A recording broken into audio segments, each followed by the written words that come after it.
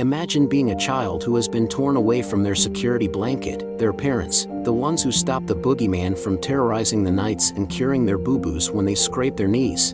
Now just imagine how they must feel when the CPS meant to protect them tears them away from their supposed abusers and places them with strangers who have zero comforting skills. They need to be calm. They are confused, lost, panicked, and needing their parents, but CPS took them away for the purpose of saving them. The kids don't even know why, and they are told that the parents they attach to no longer want them.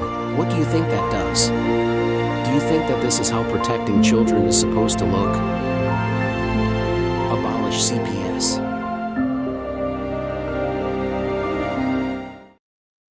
CPS took my neighbor's kids last week. Here's what I wish she knew beforehand. She had no clue what her rights were and completely panicked. That's exactly what you can't do. The difference between keeping your kids and losing them comes down to being prepared. There's this book, Stay Calm, CPS is Coming, that breaks down everything you need to know. Education isn't just power, it's protection. Grab it on Amazon or check cpsbreakingnews.com. Don't wait until it's your door they're knocking on.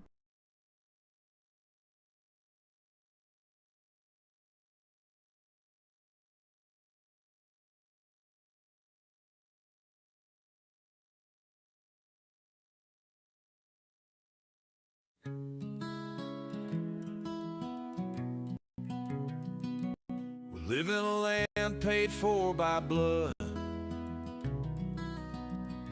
a country that was built up from sticks and mud. Our ancestors crossed 1,000 miles over the ocean, leaving behind a past that was negative emotion. When they first sighted land, they all jumped overboard and swam. They couldn't believe they were living in freedom. The government they once had didn't need them. It was tough during the first days, figuring this strange land. Many grouped together and started a plan. They knew they needed something to keep them in line. This is when they wrote the Constitution, man, it was divine. A bunch of men agreeing they were lost their mind. They gave us all our freedom, one amendment at a time. And when they finished writing, 39 men had to sign. We have freedom, you can't take away. The Constitution guarantees that. So take your false authority and go the fuck away. The next 200 years came with a price. A bunch of men and women gave the ultimate sacrifice. They did it for the people alive today. You don't hear very many taking 3 times to say thank you, whoever you are, who gave your life, and for their families left on earth alone for their life. Thank you for your gift, the life that you gave. It lets us live as free men. Oh, glory we will wave. Now we are here in 2025, a year led by selfishness. It's no surprise the government is taking over. It's a friggin' mess. Our kids are being taken by people who must be diseased. Who the hell gave them that power? These actions need to cease. So listen up, you voted officials, we are here to say you need to pay attention to issues, because we aren't going away. We come bearing the Constitution, we'll recite it if we may. We the people is how it begins. The words that follow, you can fill them in, because they aren't true as they were meant to be. You're taking our freedoms one at a time. No one's paying attention except for us reciting these lines. You don't get to take away the rights we were given. Taking away our children should get you in prison. I'm not messing around, it's no laughing matter. Give our children freedom, or feel your teeth shatter. We are the ones who make the decisions. You lost track of your job, we're here to petition. This is your final chance. America doesn't need to fight a civil war. We just need you politicians to hit the door. So do the right thing and leave this city of Washington, or turn things around, give us something to fall again. Give us back our children, not one at a time. We all want them back home on 49.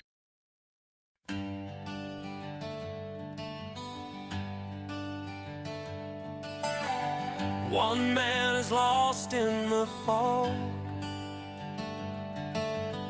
His friend brings a torch in the night.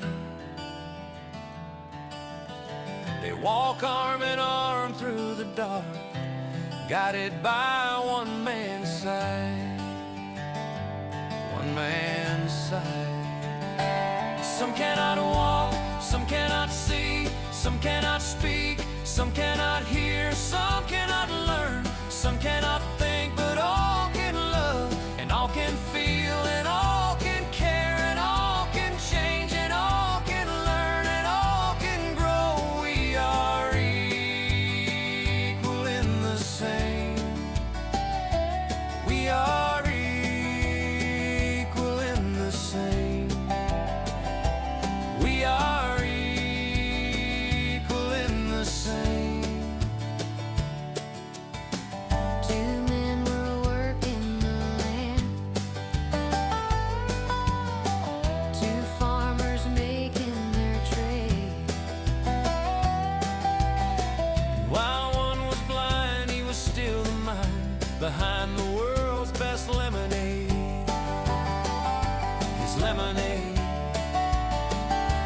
Some cannot walk, some cannot see, some cannot speak, some cannot hear, some cannot learn, some cannot think, but all can love, and all can feel, and all can care, and all can change, and all can learn, and all can grow. We are equal in the same. We are equal in the same. We are equal in the same.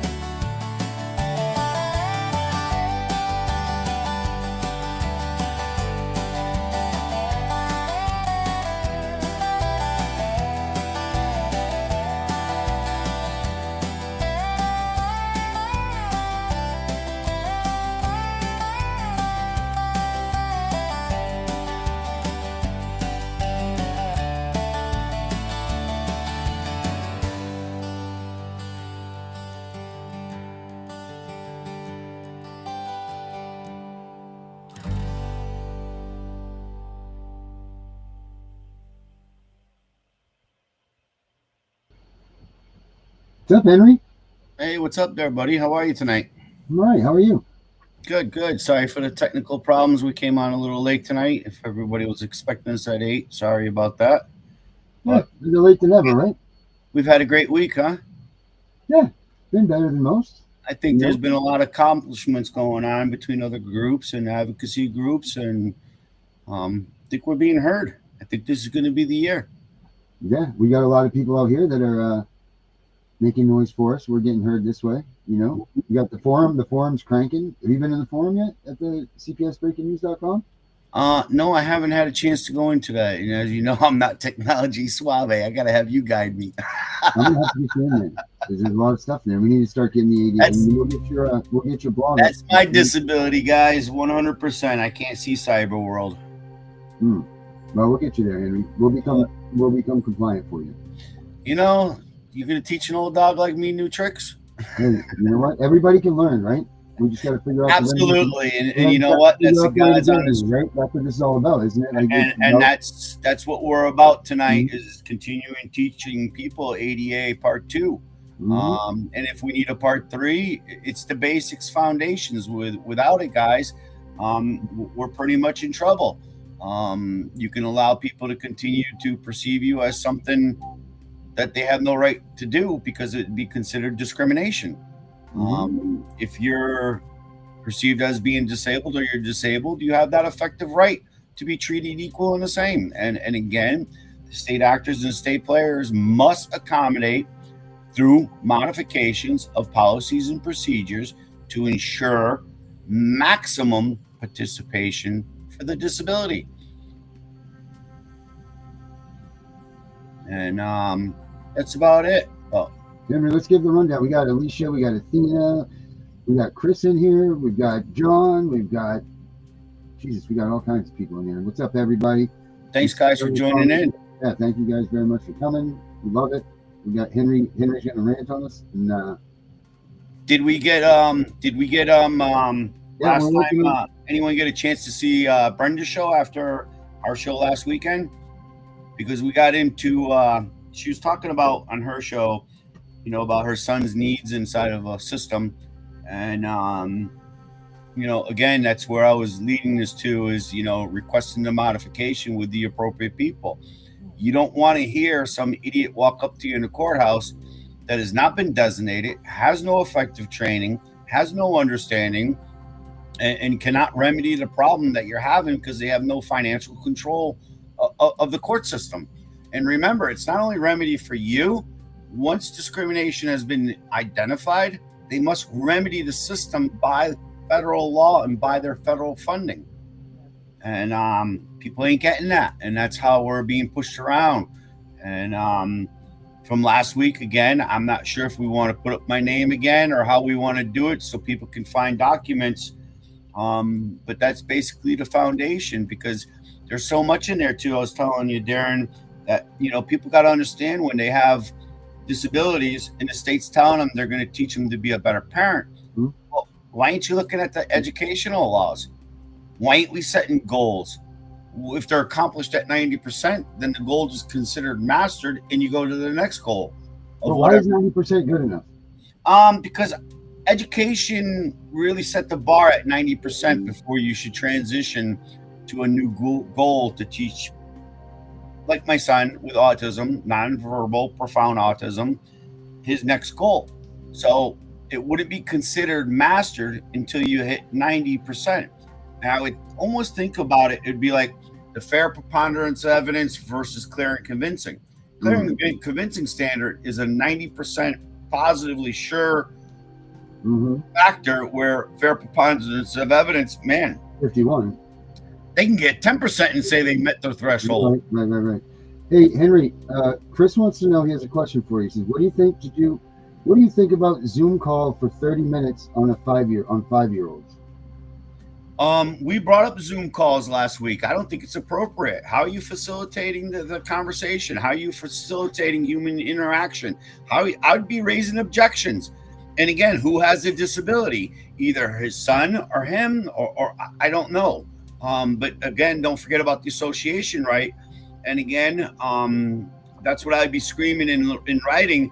It should be easy enough to find studies out there that show that, you know, kids are suffering that emotional connection that we had when we were kids, because we didn't have video games. We didn't have the capability of playing, even doing this, guys.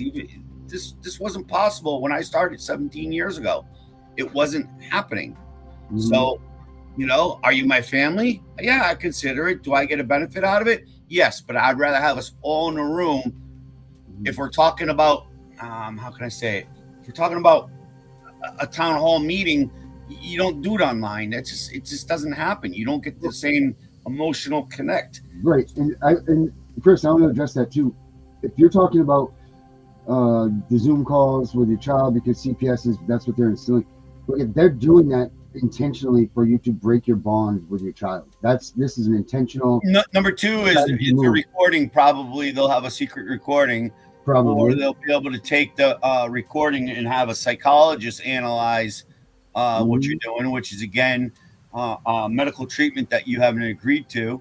So I would definitely object in all different directions. You guys know it as well as I do how dirty and low they are.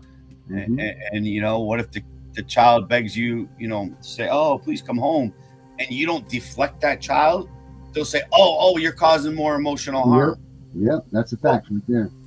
How much colder is it than this computer screen? You know, guys, I want to give you a hug. I'm hugging you. Does that count? Mm-hmm. How do you feel my emotion right now? Mm-hmm. You hear me barking, but you don't hear me loving. And again, it's a supportive. Again, I would play Google Scholar. I would look at studies. And again, I would really get into the medical field. And what I found is when I got into those areas, you're going to have to pay. You're going to have to pay for these programs. Guys just don't write medical papers and publish it for the hell of it. They do it for the point of money. So again, CDC is a great place to look at. Baby bonds. In other words, if you think about it, he's still a baby. And again, you can use the same language that they would use in establishing a bond between a mother and child right after birth. Pheromones, all these other scents that go along with it. Again, I'm not trying to sound crazy, but I'm trying to rethink instead of the argument, oh, they did this to me, oh, blah, blah, blah. No, bullshit. You sit down, you contact the designated responsible employee, 28 CFR 35.107. They're probably going to tell you, well, this is your courthouse contact person, or this is your local CPS contact person. It's wrong. And where we got into the Brenda show was me showing it to Danielle, I think it was. Was it Danielle? Yeah, she'll be in here in just a minute, too. I got her. She's going to join you. So we dug into the designated response, and even at that, she couldn't catch what I was saying. It's a real simple. I can't pound this into your heads enough. And I'm going to be mad and pissed because this is the number one problem. When you read something in the ADA, it was made in a way that it's a basic, understandable language. It's not the difference between shall or will or you know, the legal joggle. They took all the legal joggle out of it. And again, it says will provide modifications of policies and procedures to afford, which we'll get into it, basically program success. Because without these modifications, you're failing. So that's what I would say. Okay, the judge put this way. He says I go on Zoom for 30 minutes. I don't think that's appropriate because, again, the studies show from when babies have to have the interaction with their kids, and today the shows, and again, the data shows that, you know, there is no emotion between a connection of a computer. How are you still having effective communication with your child? Because again, your feelings with your child was real. How do you let them take that away? Your communication with your child was real. Your daily talk with your child about friends, school, that's a big one. Again, go underneath. When you Google my name again, you're going to just read my complaint. I did it purposely to the Capitol so you guys would understand it because I knew they had to publish it. Now, the one I glanced at the other day, because I Googled my own name, I didn't want to do it, but I did it. And I started reading the education one, and it came back to me. And I'm like, holy Christ, just even in the fact of judiciary has limited me to 5 pages. The education posted my whole brief. Department of Education, Public Health, maybe it was. I forgot what department of our legislative building goes over. I think it's Public Health. And again, you need to read this stuff because, again, these are the facts that are going to set your ground. And I'm showing that there's an affirmative responsibility that they cannot deflect. They get the funding. So, and again, what the bigger one is a case for in Rikers Island, because I don't know how much time we're going to have tonight. But again, it's all simple stuff. And Henry, I don't want to interrupt you, but Alicia says she wanted to thank you for your guidance, and she reached out to Christina Eva, and she's actually beginning to look into some things to help her out. That's what it is, guys. We just got to communicate and point somebody in the right direction. We're not idiots. The courts make you look like an idiot because they're playing their game. They're playing the game that you're bad. Well, I have it in black and white in 35 years that they're purposely defying Congress's will, and the only thing you will find is Title I application for the employees. You will not find in most states Title II application being implemented, let alone your Title III, the responsibilities of the bar. The bar is the only one that can practice in the courtroom. We, the taxpayers, pay for the room that they make money. Without that room, the bar members cannot practice law. How are they not eligible for a service to the public? This is where I'm really expanding your minds now, and I'm trying to do it in a quick way that kind of makes sense what's in my mental mind. And again, you always want to push the envelope, because I continue to say the ADA allows you to drive to any different act, law, pretty much anything that gives the disabled the greater protection to ensure program success of program services and activities, and get you included. That's included in family life. That's in community life. So again, these are the things I would be arguing, because it's really getting to me about the Zoom shit that everyone keeps on saying. It's got to be a way that we can come up with some quick facts or a quick bulletin. And it makes sense to me that we have integration of elderly, people should stay in contact with the elderly, the benefits of having elderly interact with people, all the way down to children. What makes our class so different as a parent that you get to question my interaction and limit my interaction? Because like Darren said, in my first opinion, that's the cutting of the umbilical cord to the parent through the court system. And again, we all got family that's traveled. It ain't the same as hearing the story in the room. How easy is it for me to say that? I can ask Darren how his week was, but you know what? If I went up there and hung out with him for a day, I'd be like, wow, man, this place is, totally different. You get a vibe. Is that the word I'm looking for, Darren? Yeah, I mean, I don't know. Does anyone got any questions? Because I want to dive into this. And again, I don't even know what happened to the poor girl with what we said about the other day. And again, I'm not condoning anything. I'm saying less is best in life on everything. And again, we can't trust with the data and what they're putting in certain things. So in my opinion, I'd be more of a natural person when I say vitamin supplements, good food, the whole 9 yards for your kid, before I would look to the Ritalins. And again, they're just dropping that on these kids. The second they get in this foster care, they're drugging the shit on these kids. It's a control pill. And if it ain't that, it's Adderall or whatever else. And I'm going to let you know, I'm in another group, and be talking to you guys about this real soon. I'm waiting for the bill to be finalized. Their claim is they got Congress's ear. They're going to have Congress support. And he's being asked to draft a bill to bring to the floor. And from what I've seen from all the groups, this is probably one of the most legal, comprehensive reform I've read in a while. I shared with Darren and Tiffany the other night, which I don't know where Tiff is, because I want to go up one side of her, down the other side of her, because of the way this lady was talking about. She was basically in Washington, D.C. She got a phone call from 3 different representatives of Melania Trump. She decided to go live. Same thing, grandparent. Can we play that? Can we play that or no? What was it? Can we play that? Absolutely. It's public knowledge. I think these people should enjoy this one, because this has happened Thursday night. I just about shit my pants. And Monday night's meeting was another advocacy group that they're involved with Doge, and things are rocking and rolling there. I'm telling you guys, we got to keep the writings going. Start making an affidavit of your believed discrimination, believed retaliation, believed coercion. If you don't take this, you'll never see your kid again. This is the shit that Congress needs to hear, and it needs to be in an affidavit form, meaning I, so-and-so, hereby, this is a truthful statement. Have it notarized at the bottom. Keep it simple, keep it stupid. Don't have to get into names. Don't even go. Yes, you can identify your case. You can identify the courthouse. But I wouldn't start slinging like, Judge, let's just say, dipshit, did this to me. Judge dipshit did this to that to me. Bullshit.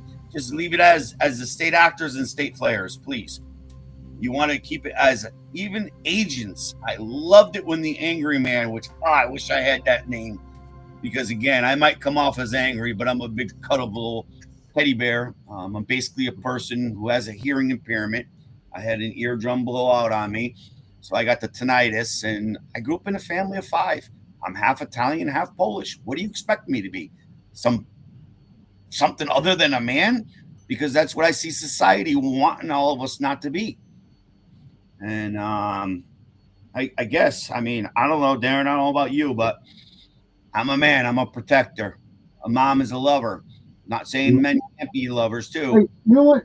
I was just scanning through. I want to get that video from you, but I'm just looking through my messages, which I have thousands of. Thursday night around 9:30. I sent it to you. You know Flint, Michigan. You know Flint, Michigan, right? I know Michigan. Yeah, okay. I heard. Remember they had that big water crisis up in Flint, Michigan, right? Right. You know that none of the people ever got any money from that happening with the water, and that destroyed the site. I have a woman that I deal with that this water completely changed her family dynamic. The kids went into a psychosis. The father in the family got cancer. There's all kinds of medical things that have happened from that water in Flint. Now, not only did they not get any money, but now they're actually evicting the people that live in Flint, and they're not even helping them out that way. Why is the ADA not coming up there and assisting people like that? Because probably no lawyers have been effectively trained in it. The money's not there, bro. I'll be truthful.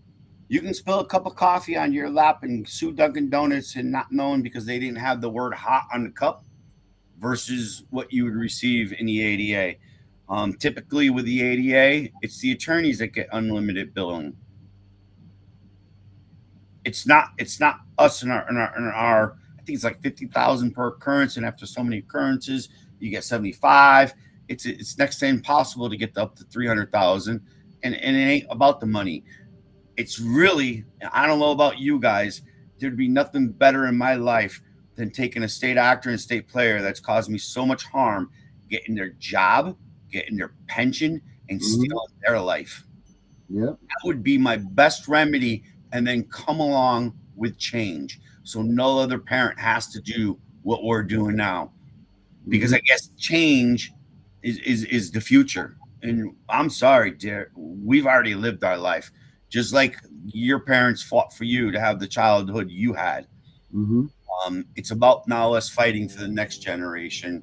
And I'm sorry to say it that way, but I really don't think any of us are ever going to see any money. And I don't want any money because that screws up the whole point of the law system. Because I'll give you a case that was, again, in Joseph W., Second Court of Appeals. I think it was a 21 case. I got the hearing, and the judges were astounded that the parent was not asking back for the child. And this is a prime example because, again, his attorneys told him he couldn't do it. He couldn't have it. So he was asked to back down. And it's sad. Yes, that's what Becca. And again, she's a grandmother. Same thing. Child went to the hospital. State snatched her, and she just became all out. And again, she's friends with a couple of people that I'm friends with on Facebook. I don't know her personally, but it was a great shocking. So again, guys, I'm telling you, 4 major places this week have all acknowledged that Congress's ears are all wide open and they're willing to make change. But let's listen to this because it's interesting. I haven't done a live Facebook video in a long time, but things have evolved in the fight for justice in the foster care and family court system, and I want to share them with you. I've been working on this for a long time, but as many of you who know me know that I recently, a few years back, went through an event that just broke me. My grandchild, Devin, who I'd been fighting for so long, we put him in the hospital during a mental health crisis, and they stole him from us. They took him from us. And I had been working hard and for about 10 years, but that just broke me. I went through a pretty long period of time of post-traumatic stress and, frankly, suicidal, behavior. And then I got some help and got better. And now I'm fighting for family advocacy again. I was very successful when I was doing it beforehand, and then I took a long break because of mental health and anxiety and post-traumatic stress reasons. I just couldn't go on anymore. But God finally pulled me out of my illness, that was caused by stress from having too many of my grandchildren taken from me by lies. And I had lost all faith in our federal government.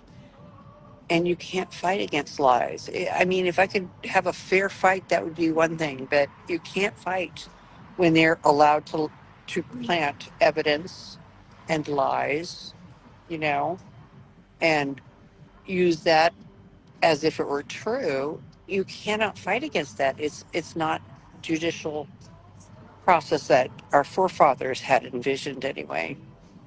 Anyway, that was a long brief on what I'm going to be telling you. So that was the sad part. I haven't been here for a long time. I haven't been feeling very well, but I'm better now. God has finally called me again, not that long ago, to get my ass into gear and to get going again. And so I have.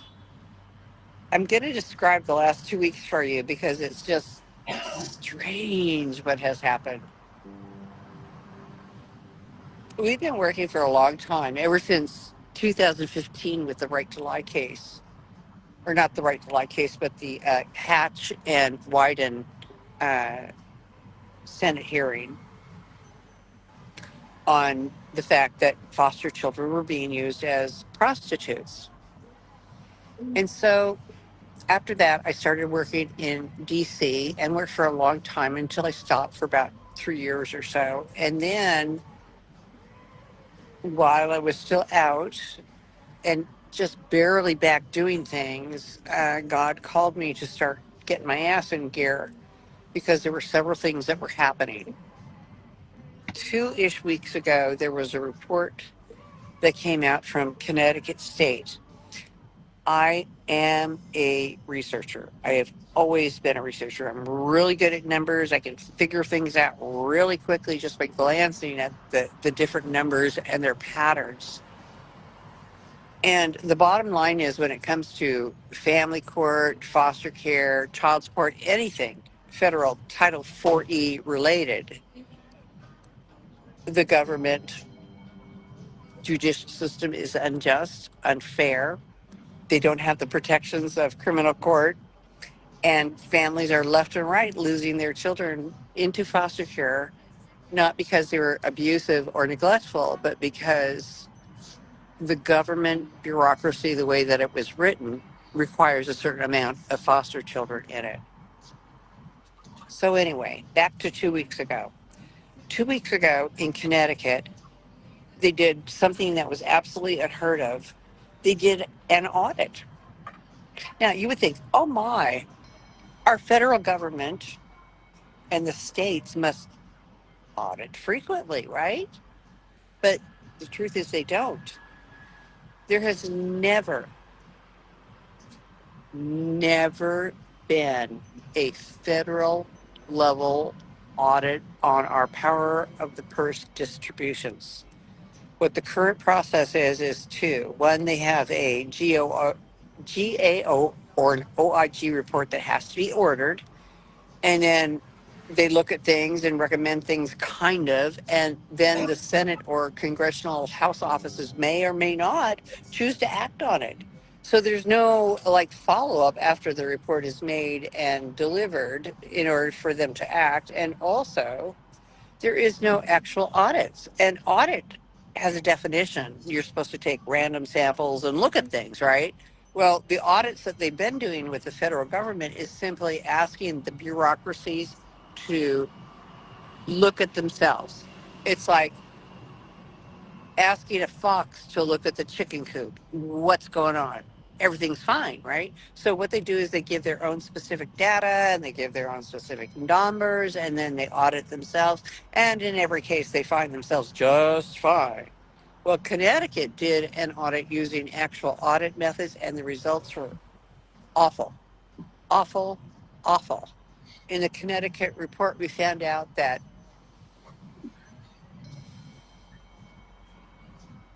when a child enters foster care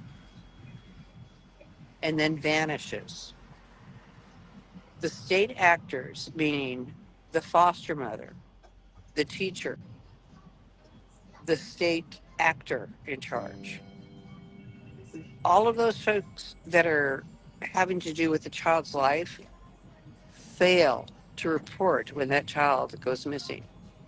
So children are disappearing into foster care, and then they're not being reported.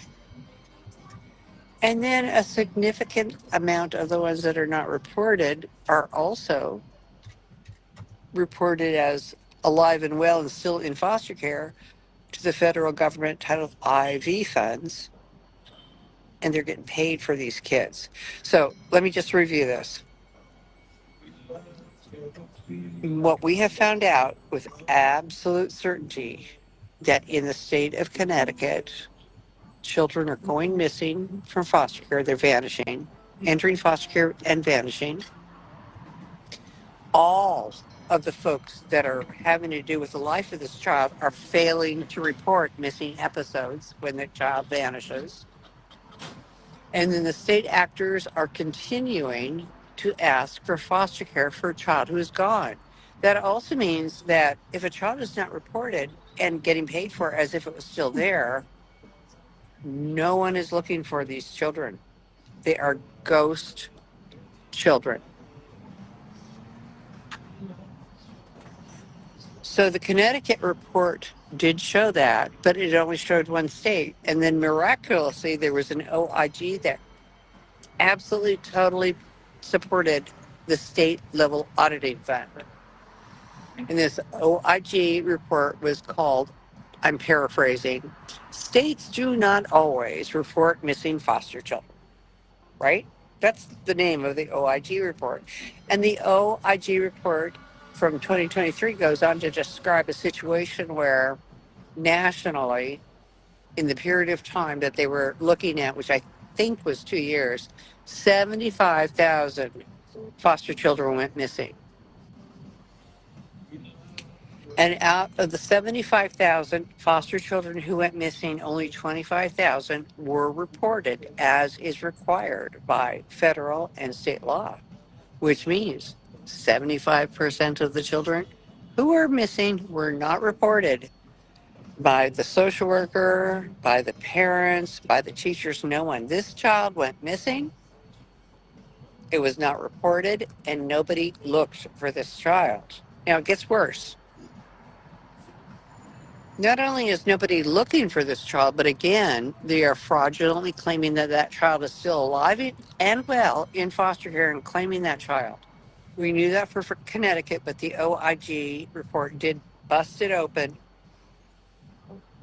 because it reviewed the data in all of the states, and it proved that the states were not reporting and claiming children as if they were still there. That is called a ghost child. That is illegal and immoral and unethical on so many levels. But Love that her. really was the big kind of breakthrough that got me out of my post-traumatic stress disorder shell that I've been trying to break out of. And I'm not totally there, but I'm getting there. I'm here. And boy, are things happening. So once I found out that data and I know that I needed to move on it, I started making some phone calls. And then one of our Family Forward members, Sherry, met with someone who invited us to a CPAP meeting. CPAC meeting, sorry.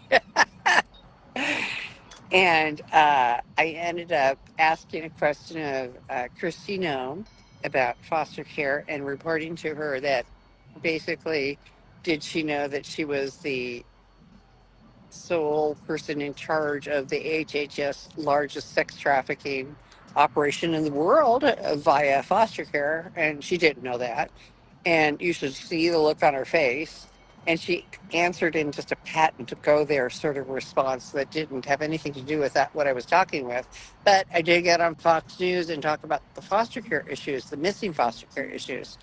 And I'm not sure, but Melania Trump must have been watching is my only explanation, because after that, I was invited to go and visit with Melania Trump about foster care issues. And then I was invited again from two different sources to go see her, which is, again, this has been a wild week. Then we were invited to after the CPAP meeting the next day, we were invited to attend with Frank Russo at the Capitol Club, which is kind of an exclusive Republican club. But oh my God, I disclosed right up front that I was a Democrat, that this was the issue that I was working on. They were just like laying hands on me saying, it's okay that you're a Democrat, honey. We got to get this child thing figured out, which really made me kind of feel good. And then, of course, we discussed the fact that Trump used to be a Democrat, Hillary used to be a Republican, and Kennedy is an independent Republican Democrat, which makes him have a trifecta. So labels are labels and work is work. So after the Frank Russo meeting in the Capitol Hill Club, then I was introduced to just a whole bunch of meeting, and I just recently did sign a PDF, so I can't talk about all of them. But as a result, we are now having high-level meetings in the executive arena for foster care issues. As a matter of fact, it has gotten so high that I have been invited by, I cannot name who it is, but one of Trump's highest level appointees on this subject, to meet with them and to come up with an executive order to write to end this problem. So I'm working with all my peeps from Family First, Family Forward, and all of my other associates to get ideas. I mean, I have a really good already written executive order, but I want to get as much input as I can on that to make it as effective as I can. And then in addition to that, I am also working on a federal bill that will give consequences to not reporting foster children missing. I mean, look at that OIG data. Out of 75,000 children episodes who went missing, only 50,000 were not reported, and that's against the law, and there was no consequences. So I'm trying to get an act that actually puts teeth in the existing laws, so that if somebody fails to report a foster child, particularly when they end up in sex trafficking or dead, that there are criminal and civil consequences to it. So two things we're working on. One, an EO, and I am working directly with Trump's representative. So we're working on the EO to write that. I'm working on the Foster Care Accountability Act that will be through Congress, that will give teeth to the reporting of foster children so that we stop missing the ghost children. And there's one last thing that happened this week that I have to remember to tell you. I've been working with Stephanie in Senator Ossoff's office, and we verified that all of the data so far being given to Congress about the missing foster children is inaccurate. And the reason why that it is inaccurate is they're getting their data from the Center for Missing Children. The Center for Missing Children is where you report missing children. And they, by definition, do not get reports of children who are missing but not reported. It's absolutely critical that we get either a Connecticut-style report or an OIG report that does state breakdown of how many ghost children there are in order to deal with this problem. So anyway, lots is happening. Lots. I mean, we are getting really close. Some of my suggestions are, A, we need to give the states the funding they need to do foster care if they so choose to, right? And separate the federal funds from that. And how we do that is by doing, right now, the Title IV-E funds have a matching requirement of the states they have to match 50-50. So if we give that up as a federal government and tell the states that they don't have to match 50-50, in other words, they can do whatever they want with those child welfare funds, then the federal government can stop being responsible for foster care, which is a high liability risk. I mean, foster care is being sued left and right. It's not a functioning system. And if the federal government can divorce itself from foster care, put it as a state responsibility, most likely the states will decide that it's too high of a liability too. So with the funds that we removed from foster care and gave to the states, that 50%, the other 50% will only go toward activities that reunify. In other words, you get what you pay for. So we are going to give reunification funds to Title IV-E and nothing else. We're also going to defund and dissolve the Title IV-E and D judicial system in favor of criminal court and in favor of advanced directives for divorces and decisions how to function in the event of children and death or divorce. It could easily be done with it like an advanced directive. We don't need criminal court for that. And then as far as family court goes, we can have criminal court take over all the criminal neglect and the criminal sex abuse and the criminal this or that. Family court has no due process. We all know that. Family court has to go away, and so does foster care. Foster care has to go away from the federal nickel, because we all know that because of the way that they're run, the states won't be able to afford the liability. We're going to have a big argument if we say we're just ending foster care. So what we're going to do is we're going to defund federal foster care, leave it on the state's nickel, and let them be liable for it. And simultaneously, since we're not paying for foster care anymore, we will fund housing stability, trauma issues, advocacy issues for the parents. We're only going to fund things that are positive because you get what you pay for. If you pay for positive outcomes will happen. But as we all know, if you pay for negative outcomes will and have occurred.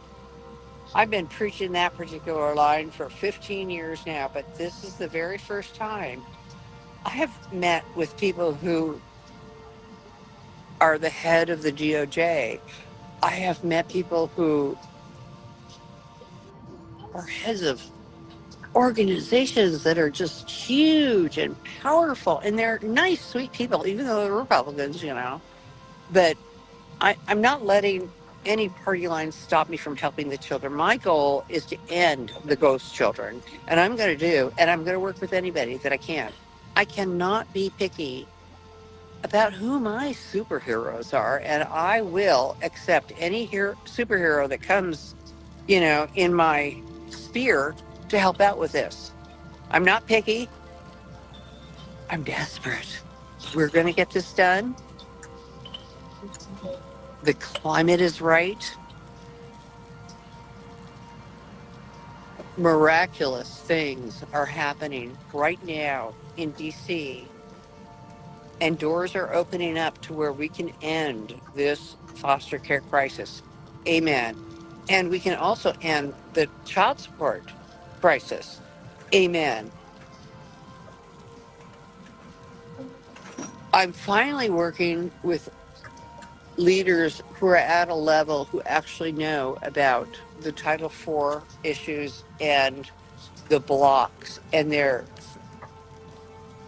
thrilled at my suggestions about rearranging the funding in order to stop the judiciary family court process and stop foster care, because we can do different. We that model is bad. It's proven bad. This is in DC. Very exciting. There's always something going on. But what we can do is we can stop throwing good money to bad outcomes. Foster care is bad outcomes, and family court is bad outcomes. We already know that. So, as a federal government, if we stop funding those, and then go ahead and give them the states some money to where if they want to fund those, they can, right? I mean, if they want to fund a foster care system that is ending up sex trafficking our foster children as the major vector of prostitution child prostitution in America, if they want to continue being a pimp, they can, right? But the federal government's going to stop. And there's a lot of other things, too, having to do with the Amber Alerts and the photo recognition technology, et cetera, et cetera. Bottom line is the way that we are rearranging this through the executive order, and then we're going to follow up with the acts in Congress with a whole bunch of Congress people that are on it. We are going to stop foster care as it is structured, and we are going to stop family courts as structured. And we are going to replace that with funds that only go for family reunifications. And if there's a criminal component, then it can be dealt with in criminal court with advanced directives as to where the child is going to. Period. Any questions?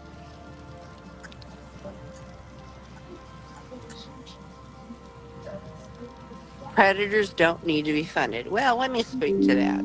Currently, the foster care system in the United States of America is the number one pimp of children in America. And we're funding that with federal dollars because foster kids are not being reported missing.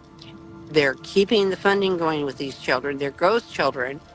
The states are not protecting the children because they don't get paid to protect the children. They get paid to get the children into services. So if we rearrange the way they get paid and do it from an entitlement distribution to a block grant distribution, we'll use the same amount of funds, no extra money, but the states will just have stable funding based on the population of children, and they won't have to worry about getting a certain amount of disabled children and a certain amount of Title IV poverty children, because that's the entitlement requirement to keep the lights on. I mean, frankly, they're doing horrible things, but they've been forced into it because of the way that they have to keep the lights on. So if we can just redistribute the funds to where they have stable, steady funds, irregardless of how many children are, who the children are that they have in, it will get better. It will also decrease the population quite a bit because right now they have to have a certain amount of Title IV children, which are essentially children who are on TANF who are poor. Once that goes away and they're actually just needing the children who are actually needing intervention, it will drop to about approximately 20% by all measures. So 80% of the kids that are in foster care really shouldn't be there. They're just there to keep the DSHS office open because they need a certain amount of children. So let's see what other questions I have here. Yeah, so Trump did sign an executive order in 2022 or 2020, and I did just review that. But the thing is that they're not addressing the issues that they need to address in order for the children to not go into foster care and to instead go into family care. Follow the money. There you go. If the federal government gives the states money to take the children away, they'll take the children away. If the federal government gives the states the money to keep the children with relatives, they will. It's funny. Just follow the money. And Title IV-B from Sherry does go to reunification and other supportive issues. Title IV-B is actually the only good nugget in the whole entire Title IV conglomeration as far as I can see. Let's see. Anybody else? Any other questions? Okay. So is terminations of parental rights reversible? Washington State, with my grandchildren, was the first state to reverse termination of parental rights and restore them to the parents. All of my children went back to their parents, which was unheard of. And I believe there are 22 states now that allow, once termination has occurred, for the parents to apply to reunify. So yes, it's happening, but we need to quicken that. Obviously, children are ending up in flipping hotel rooms and being sex trafficked. Of course, they should have an option of going to their parent. Not to mention that's a normal pathway. I mean, it non-normal takes like 3-ish to 5-ish years for drug addicted parents to get clean and ready to go in.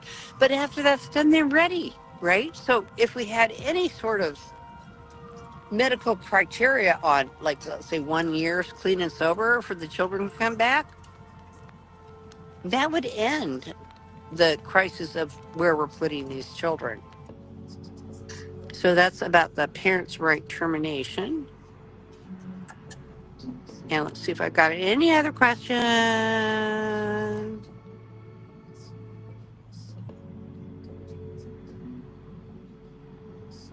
CPS is not child welfare. CPS is bureaucracy welfare. Okay, well, I think I'm done then. So unless anybody else has any other questions, this is my first Facebook Live in frickin' forever. That we've got an executive order with Trump's appointee, a visit with Melania coming up, and I'm going to say 5 different top-level FBI, DOJ, blah, blah, blah, blah, blah, all those folks that you want to go see, I'm going to be seeing. I'm supposed to go home tomorrow, but I'm not. I'm going to be staying here for God only knows how long, because I am not moving my ass. I'm going to stay here while God wants me to, and as long as the appointments and positive acclamations continue to keep coming in, I'm going to keep doing God's will. If God sets out a carpet in front of me and impossible things start happening, I'm going to walk. I'm going to walk toward it. I'm just going to. So I would like prayers, and I know that I already have God's blessing. This has to stop. So let's just pray and collectively work toward this, and pray that foster children and foster care as we know it is ended. Also that family courts as we know it is ended, because it's got nothing to do with due process. And that children, the funds that the federal government start should only be funds that help to strengthen families, not tear them apart. And so we're moving that way, and we're going to get this done. Love y'all. See you later. Bye. Man, that's my 4th time watching that video, and my heart is burning on fire right now, guys. I put that report up in the my state report. You mean Connecticut's report? Well, I put up the OIG report on that. Not always. I don't know if that was from you, or was that the one? No, it's actually, believe it or not, the state of Connecticut. And again, guys, when you see my complaints to the legislative office, we'll start tying in. And she said some key things. Follow the money. That's all we got to do. And if you didn't see enough information now for people on this show to start readdressing their problems, as is showing, well, wait a minute, who are you to judge me? You ain't even a good parent yourself, and this is XYZY. She did mention in that our Connecticut OIG report, which, if you guys don't know, that's the legislator. So you want to go to the Connecticut General Assembly and Google it in there. And for anyone in your state, there's not a problem or a reason why you couldn't take our language out of the bill, because what authorized them, they had to have a bill, and that was probably heard the year before, to be able to do this. DCF has been screwing up big time, no matter how much money they throw at it, no how much reform, the whole 9 yards. And where they get their game book from, and this is why I'm on this show tonight, is from the Department of Developmental Services of Connecticut. We are talking about billions and billions of dollars a year that is not being managed correctly. And you heard her say, Once you start getting that money under control, you're giving it to the states. The states are going to now start giving the parents the appropriate program services and activities to keep the children in their houses, because she said it'll go from 100% down to about 20%. I think the quotation was, she said, should be the realistic number, because again, you guys have shown the data that on false allegations right there in the other day, that it ends up being like 2-3% is a real allegation, and it's a real problem. But we all feel bad for that 2-3%, but that's a hell of a lot better than 100%, which are affecting parents like us that are good parents that you know, again, have every God-given right to be in their child's life. And if you got a disability or your child's got a disability, well, again, the state's got to teach you then whatever the fact is, because you can't find your disability in mainstream medicine.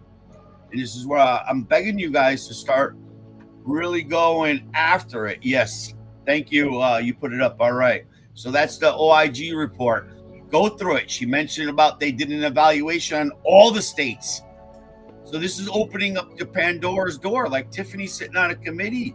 She really needs to get that up and going and attach it. And then you throw in the ADA. What we're talking about tonight is, again, who is your designated responsible employee?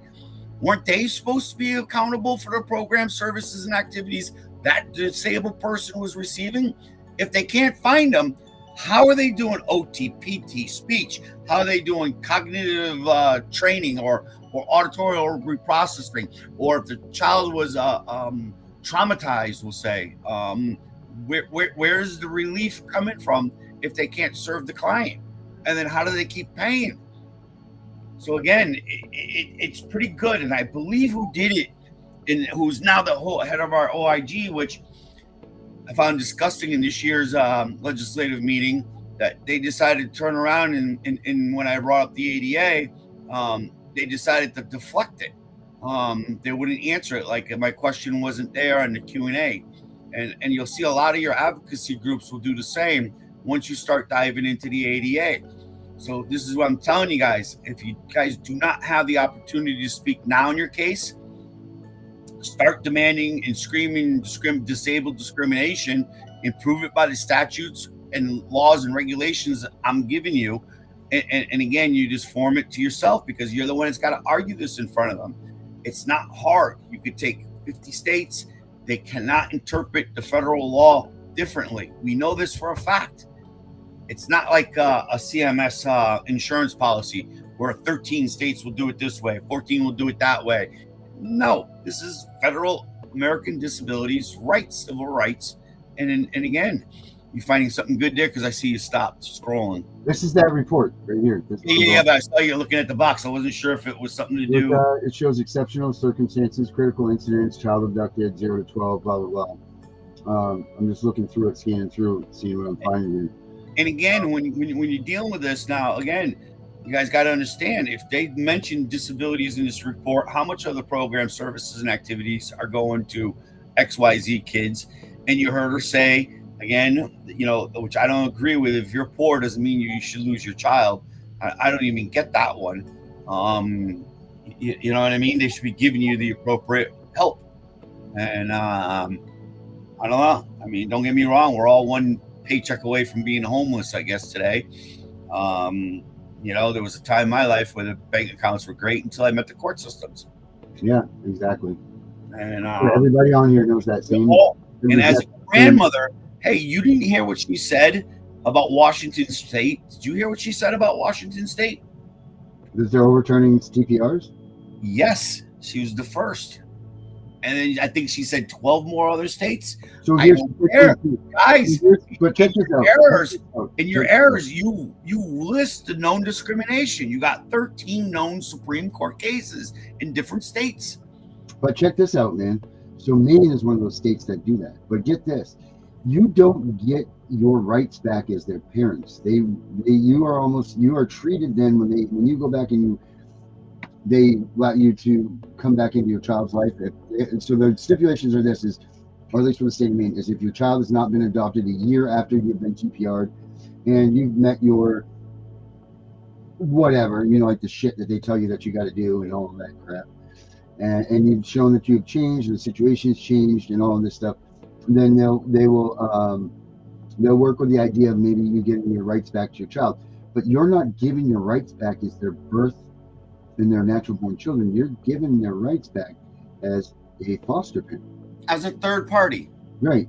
And not only that, they keep CPS in your life until this child's 18. Now we know why that is. That way they can still collect the goddamn money that is given from your child. Well, that's maybe then what you should do is reach out to this woman and tell her that side of the story, because it's clearly about funding. And I thought Tiff was our funding strong person in the group. Am I wrong? Well, it's Danielle, which is coming on here. She's the one that works on. Yeah, where the hell is Danielle? Let's get her on here. And I'm going to be mad at Tiffany. She's going to be on. She said she needed 10 minutes, but that was 20 minutes.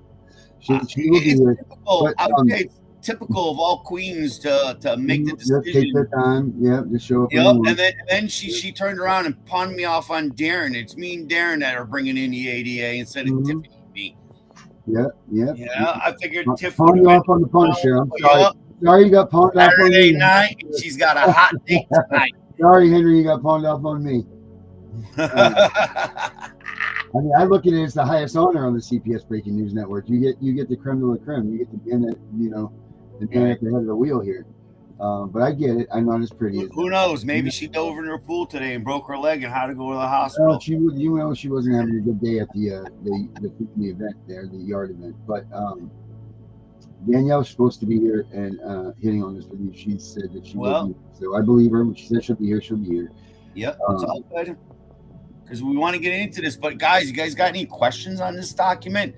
I mean, even what her powerful statement was, and this is going to lead me to the next thing. Darren, I want to ask you this now on live TV. I don't care.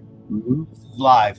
My feeling is, and you heard her say the same thing, that groups are coming together and groups are really going forward. And listen, I don't care who gets to the finish line, as long as we get to the finish line and we get jobs, we get pensions, and we get change.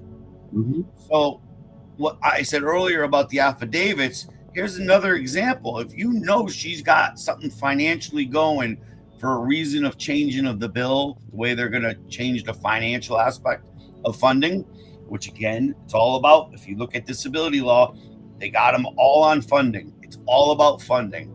And again, how does that apply to you? Well, you got a child, you're telling you're not a good parent. And again, I use the example, you can't make a bed good enough to bounce a quarter off of. And again, if they come after you because you're poor, I don't think they got that right. I really don't. And I'd be taking it as ADA discrimination, because it is the disabled that lives on society's edge. It is the disabled that is always being segregated and put it towards institutional settings. So again, it's, can we call Zoom, like we were talking about earlier, an institutional setting now? I would say it is. There is no emotion. Check this out. Becky Garrison says this. Look at this. Look at the comment below. Becky Garrison says, I have been told by multiple lawyers that the MOU I have is literally the golden book and manual to how they are legally stealing the children. Now, explain to me, because I'm not smart. MOU, what's that? I was hoping that you were going to answer that for me. Becca, can you give us some insight here? Yeah, Becca, teach us something, because this we need to learn here, Becca. We got to learn, guys, and spread. What is this MOU? Manual of something. My guess, manual of operations. No. Oh, here we go. Survey says of understanding. Memorandum of understanding. Yeah. Very nice. So what is the memorandum of understanding that you have, Becca, that is the golden, because let's get that golden ticket out there. Let's figure out how they're beating these kids. Let's figure out how they're stealing the kids. Well, you would, again, in a disability situation, because again, I'm telling you guys, once they perceive you as being disabled, you have to use it and start screaming discrimination. And if you don't do it today and get them and spin the table and say, what's your administrative duty? Follow the money. How come that program services activity didn't come to me, the disabled person, to make me whole? Mm-hmm. And I would be arguing, the next fact of, again, your child has an equal right, because of my disabilities would typically be passed on to that child, that they have a right for an understanding between the parent and child, how you've coped with the problems of your life. Do you understand what it ain't about I'm driving? interested in what Gunner has to say. I know Gunner's speaking back here. I'd be curious. Driving Mercedes Benz. I'm curious about what Gunner has to say. I know he's back there. I know he. Oh, I would love to see him. Yeah, how come he's another one hasn't been on? Gunner, let's go. Let's get in here. I know you're out there watching this. I know you're watching this. Get in here. And I'd love to hear what he has to say. I would love to hear what he has to say because, again, this is an open talk. Mm-hmm. I'm trying to figure out how to apply the ADA, which is the newest civil right on the market that these courts are non-compliant of, and they're not doing anything. And again, we have the proof by every time you hear a parent, well, I don't know what I did. They took away my child. They won't tell me what I did. They took away my child. Mm-hmm. Well, if it's harm, and they're saying you're disabled in some way and you're going to harm, then don't they have an affirmative obligation similar and same to educational law that we would teach a child? So again, you hit your 90% mark, which would be a goal. Let's just say your goal. That 90%. That doesn't make sense to me. Why is 90%? It's a goal. It's what we have established where the child has the foundation down 90% out of 100 times that he's been tested on it. He understands what he has to objectively do in his educational learning. It starts with first decoding, then you say you make. So we all decode. When we read, we're decoding words. So ABA, it's part of the applied behavior analysis garbage. And again, I think Miller method or floor time. And that's another thing, guys. There you go. I just answered the whole Zoom guy's question. Miller method, floor time. It's how you interact with your child and the rewards of giving your child and getting them to, what can I say, respect you? Because we can't beat kids no more. That's been done since the 70s, allegedly, even though we know kids on the streets are getting beat. Me personally, no. What's up, Renee? What? Gunner didn't want to take your challenge? Oh, shit. Get this. Guess who we got here with us? Come on. You know who's backstage here. Who's ass out here? Good evening, infidels. Hey, what's up, buddy? Nice to meet you finally. I've been looking at the screen and screaming a lot just to say, man, I wish I could talk to him. Well, I've been down sick for a couple of weeks dealing with some things, and sorry to hear too. CPS is done with. It's caused a lot of health issues and stuff, or progressed some health issues due to massive stress, especially when they like to take and frame people, lie, perjury, forge documents, violate your Fourth Amendment right from the very beginning. And when you scream in the courts, my Fourth Amendment has been violated, all they can do is think cover up. Then you find out they actually have it in their policy, procedures, and trainings. We are trained to violate the Constitution. That is an act of treason and sedition. And it is why we have an active federal case for treason and sedition that not only has included the state of Tennessee, but all 50 states that we have gathered all the evidence for.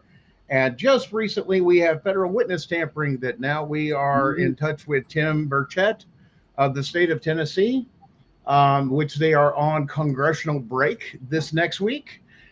His office has reached out, and we are now in touch with his DOJ because they crossed state lines, shared the Tennessee case of all the false stuff into another state, and then going after my wife in another state off of evidence in a case that has already been adjudicated in another state, crossing state lines like federal, but let alone, wait a minute, aren't all those juvenile court records supposed to be sealed and has to be unsigned by a judge?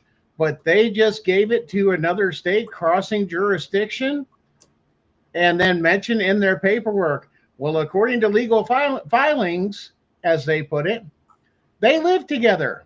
Yeah, you know what that legal filing was? Our federal civil rights case. Whoops, stupid. Yep. Yeah, they've been making you chase your dog tail. But my friend, how much of the ADA have you ever used in your case? Well, some of the ADA was actually, it was never, yeah, it should be. See, because you can always amend and you can always ask today as a current concerned citizen, because you have an association right to people who are using the program, services, and activities. And I would clarify if they can prove compliancy. And at that, you'd want to start looking. You want to start looking at their and who was on the meeting boards, and again getting into it. And I dug in last week with Danielle on Rikers Island, but that shows the affirmative obligation of the designated responsible employee 28 CFR 35.107. You can't end discrimination, like Gunner said. Policies and procedures. It's all about policies and procedures. And if they got policies and procedures to take your kids, then where's their policies and procedures that they're being funded for? Well, one of the things you have to look at is this is under what was happening in our country was states, all 50 states, are not following the law by running all their policies, procedures, handbooks, and everything else through the state law librarian to make sure that it is absolutely 100% one, constitutionally sound to do so. Number two, that it aligns with the statutes and policies existing on there. So they're freehanding this stuff. But the big issue is when they don't do that, and then we have them in print. It literally says in print, even in their new 2025, if you go to Tennessee, go to your client's right handbook, go to about page 6 or 7. The phrase is still in there. They took it away twice, but it says, we have a right to come into your home. Says it right there in plain thing. These are client right handbooks that they hand to the people they're taking the kids. We have a right to come into your home. We have, or your school, or this or that, and we have a right to question your child, and there's nothing you could do about it. Basically, what it says, without your consent. Okay, so stop there. Stop there. I want to fill in this. That's when I would have said you have a designated responsible employee because you're bringing traumatized to a disabled person. You're purposely discriminating and putting that person under pressure. You see where I'm. So keep going with your story. I just want you to know the things I'm thinking in my head in regards to the other avenue that you've been discriminated against that you haven't explored. Oh, and well, we've got some of that ADA in there. We've been running down there, and I know some of our teams have been working on it, but it goes even deeper when we dug into all 50 states. We found out that there are training facilities that you and I are paying for as taxpayers, that they go to these conferences for law enforcement and CPS. And literally there's a class in one of the handbooks there that says, make sure that our CPS workers attends the class and gets credit for how to obtain entry with difficult parents. That is called coercion to the Fourth Amendment. And that is against the ADA. And it's actually a retaliation and coercion. So you're missing another factor to reinforce what you just said, that I could slam it with the ADA. 100%. And the fact that they're obtaining this and training this, I don't think a lot of people get the big picture, and that's the point of our case, is the fact that if they're doing this, and they've been doing it documented for over a decade, that what that would mean is that state is actively involved in treason and sedition in this country, which means the state itself, because it has a state seal on its documents, would mean that those states that are actively practicing that are not legally able to collect taxes, are not legally able to adjudicate any case, even criminal, because they are actively involved in war against the Constitution. You're talking about turning over a decade worth of cases thus far, just in one state, just one, including all the tax money. How are you going to do that? That's again, I was going to bring in the ADA, follow the money, and then you got them again. Because again, not only are they breaking the other moral rules, but they're also breaking their financial agreement that they agreed to take the money from the federal government to do XYZ with. And it wasn't to steal your kids. It was to reunify and reinsure and protect. But see, once again, this was one of those things that, and once again, and I can't go into some aspects of it, but there was a racial thing, and there's known for the CPSs in this area that have attacked small business owners for a reason, of another color. And it was brought out of a racial slur during my time. So this is a fact of it can actually social have situations too, where it goes both ways. In other words, you could have like a minority person as a CPS worker, and you're a white person, especially a white boy. I don't know about you, but I felt a lot of prejudice against being a white boy. Well, and that was the whole social dynamic throughout the country of white guilt and all these other things. Listen, oh yeah, absolutely. Listen here. Nobody gave me shit. No, I worked my ass off for everything. There was no special. I picked tobacco college when I was fund. There was no 13. I had a this. There was paper no route. that. Dude, I was going through there. I had a full-time job because I was a master. I'm a retired master electrician, but I love the field of electrical. That I was actually working at the age of 16 full-time as a full-time industrial electrical maintenance personnel in an industrial laundromat, switching over their old what are called MCRs, magnetic control relays, to what we now know as PLCs. It's like the computerization of stuff. And so I did all that, the programming. I know I'm talking early shit. My ass is old. Yeah. Like I sit in there with the guys of Allen Bradley manual controllers and ladder logic diagram and everything, and understanding too. But a lot of people don't understand about me is my grandfather. See, I grew up in the Chicagoland area. My grandfather was the general foreman for the Chicago Skyway. And if you know anything about construction, that means he was the head asshole on the team. He brought home the blueprints at night when shit wasn't working, and the engineers would give him shit. Looks good on paper, but when it comes out to the real world, this shit don't work. We're going to do it the right way, or we're not going to do it at all. That was what my grandfather was known for. He was a tradesman. He was a World War II veteran. Yeah. On top of it. And again, band of brothers. By you being the heir to him, you hanging around him, he's naturally lit off your natural talents that are in you for me to be able to call you Sparky. Yeah. There you go. Well, I'm a plumber. Hey, big guy, I'm a plumber. I do plumbing, heating, air conditioning, wells, and septics. I frame.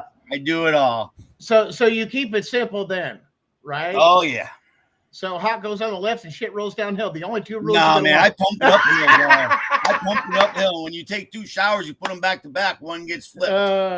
Yeah. Hey guys, I got Wendy Thomas here. Wendy wants to come in and she wants to chat with you guys for a minute. Here she comes. Here's Wendy. Oh, yeah, absolutely. Yeah. Listen, can you guys hear me? Yeah, yep. Wendy. We can't see you. Listen to me. I found out why they are taking our children, and they can keep our children and nothing's getting done. When we sign them birth certificates, we give our children over to the government. That is why they can come in and take our children. It's a bond. Yes.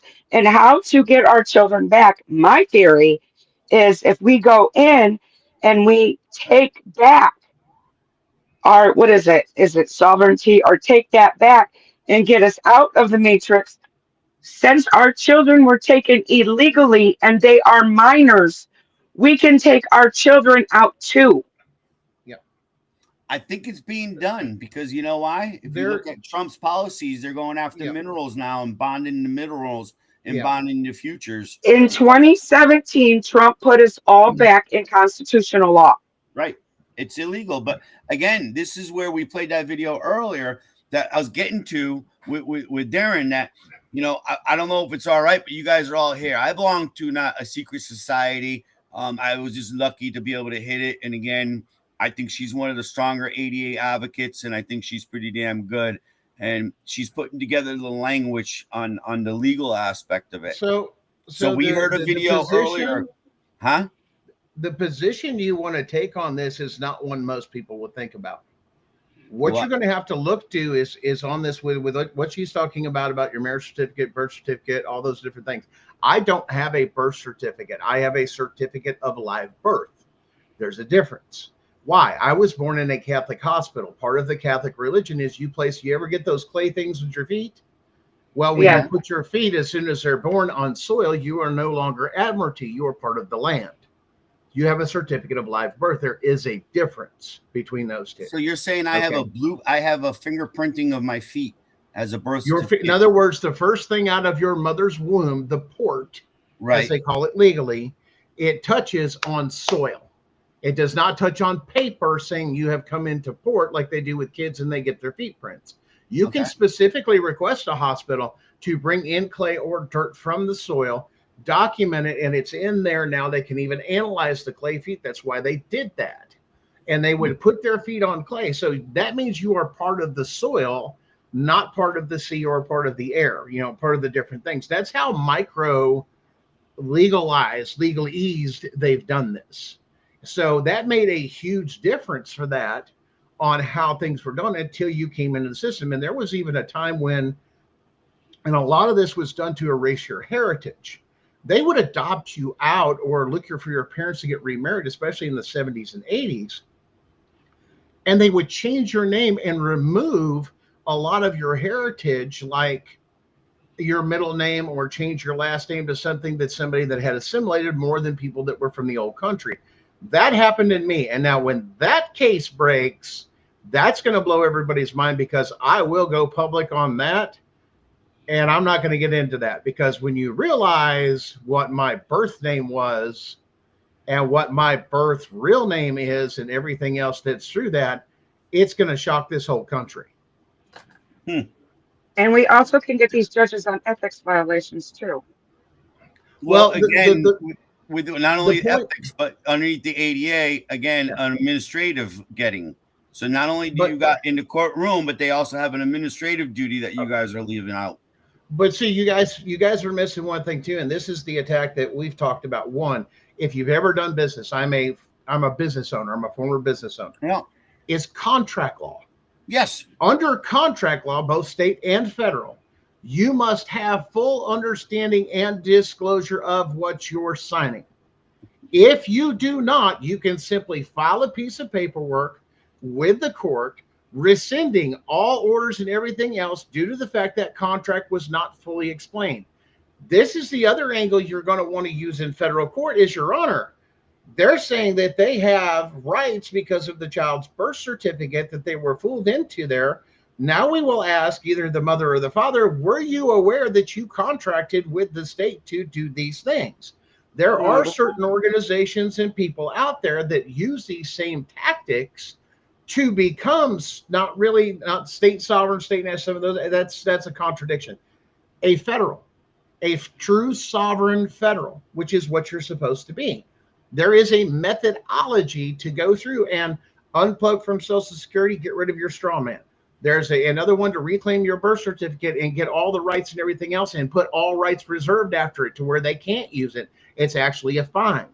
There's another one to reclaim your marriage license and to go through everything there. I did not contract with the state. The whole point of the marriage license and everything is saying you're not grown up. If you get divorced, you're not going to act right. So we have to get the courts involved, instead of just saying, listen, it's real simple, 50-50. Anything before the marriage is yours. Anything during the marriage, debt or profit, gets balanced out. And there you go, unless you negotiate it. Now with your children, it's 50-50 across the board. None of this bullshit. Learn to fucking grow up. And now they've weaponized this, especially within, and I'm going to put this out there, respect, because the research sticks with it. The legal system has manipulated women into, you get more of this, or you point the finger over at the old man and get a CPS case open and this and that they're coercing you into this to file a case to this, because it'll give you more custody, more child support, and more time to balance out your life.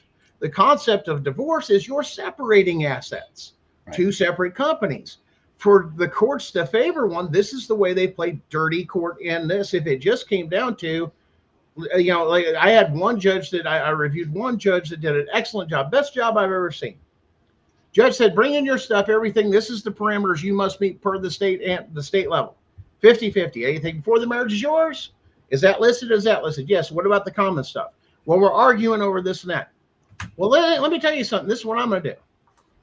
If you all can't settle this, I'm going to give him the car. I'm going to give you the car you want, but I'm going to give him the engine to that car. You see how that works? Mm-hmm. Oh. Stop acting like a damn fool. Work out the math. The court shouldn't have to do this. You're grown. You're adults. So either you come back with a feasible solution that I can sign off on, because this is your job, not ours. We're not dissolving the contract. We're here to mediate it. and puts you in the guideline. That's the way it's supposed to go. Right. As far as children. Well, now we've got best interest, all this psychological manipulation. Bullshit. Because, and here's the thing. Well, he's a bad this. You know what? Listen, y'all may have been bad husband and wife, but there is nothing out there to say that those people won't be good mothers and fathers, and you have to give them the opportunity to prove it until otherwise. And that's fair. And that's equality under the law, which is what they have. Yeah, and this is the other thing that a lot of people, well, about women's rights. Well, let me tell you something. The biggest lie that women have been given. When you took and we got the right to vote. Did you know that it had nothing to do with the right to vote during that time period when that was passed? It had to do about land ownership. Yeah. Because you had to own land to vote. So what did they get the right to? It wasn't the right to vote. It was the land to have land ownership, which came with voting. Right. But how do you take and go through that? And then you try to tell people, guys, we've been bamboozled. We've been lied about JFK. We've been lied about this. And what makes you think they're going to tell us anything the truth? Because of propaganda. It's a lie. It's a sham. When you realize how free you want to be. I talk to all sorts of women in their 20s. They say, what the hell is this women's rights shit and equal shit? I don't want this. Yeah. I'd much rather this and that and love a man and take care of everything and take care of these. Fuck that career and that job. Yep. 90% of them I talk to. Wow. Easily. And then on the opposite side, the women come back. Well, men are not just men anymore. They're not chivalrous. Why would they be? There's no incentive. They have to be a sheep. You have to teach your boys now not to get involved with some trickster or anything else. It's going to cost you half. What's the point in marriage? Right. It cost me half my shit and everything else, everything I work for what? That one day she's not happy? How many fucking days have I not been happy getting up every morning, busting my ass, working 20 some odd fucking hours for doing this to build a fucking future? That don't mean shit. Listen, since I've become a stay-at-home dad, I can tell you right now, kudos to the women who do stay home. You know, because it was easier to go sling pipe all day, my brother. Trust me on that. Oh, listen, I've done, both aspects of everything, and I've had to do both. Right. Where I was the parent because the other one didn't want to function. That's what makes us such a great society today, that men should pick up where the women leave off, and women should pick up where the men leave off. Listen, the whole point of this is balance. Right. That's what people forget. Men can only bring so much. Let's put it this way. I can't raise a girl. I could do my best, but she's not going to be extremely feminine. The same way with a female. I'll disagree. I could do that. I could be to the girl up to she gets to the time where she needs her mother during her changes from a little girl to start. Hold on. But you said the point. Hold on. But you left the part out there, except for the time. There's always going to be an except for the time that we can't cross that boundary because it's not naturally in us. Right, exactly. I'm sorry, it's just not. And that's the fact of saying, well, I can do it. Yeah, you did a good job, the best you could, but how much better would it have been with a good mother, a good father? I just came in on this. What are we talking about? Because we're talking about being crazy men. Well, I'm saying, because I was going to say, me and my daughter just spoke today, and from the way I'm understanding by the song she sent me is she's been wanting me in her life this whole time. Yeah. And she's been like, Beautiful. It's like she feels like it's the song called Anatomy by Kinsey.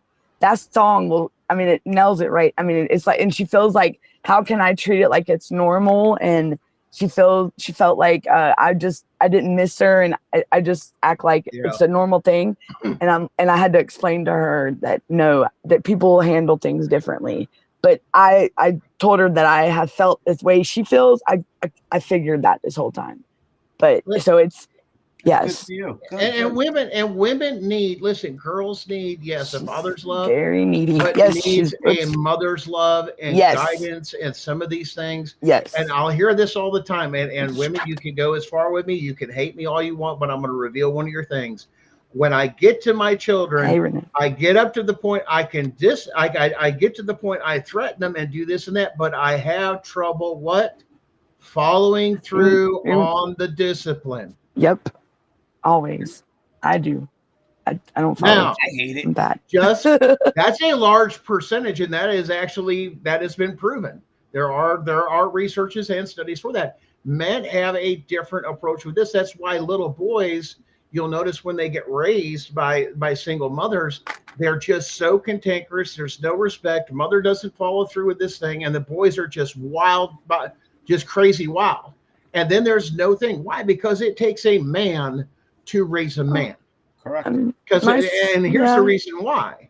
Because there's a part within men that are not in women that we haven't. Just like there's a right. Just like with you women. shut off emotion, right? And we can go to pure logic, and we can make that switch like that women struggle with so much. Now I'm talking. My son is that same way. It happens in the close teen years. Yes, my son has like no feelings. People go from teen to maybe. Well, when we were kids, it went to 18. Then you got the shit, out of your system. You stopped the partying the whole 9 yards. But now you're seeing these kids, 26 years old, poor me shit. Lewis, listen, Renee, you are absolutely right. There are girls that have had terrible examples of mothers and grandmothers. Those some people have labeled those are generational curses. Why?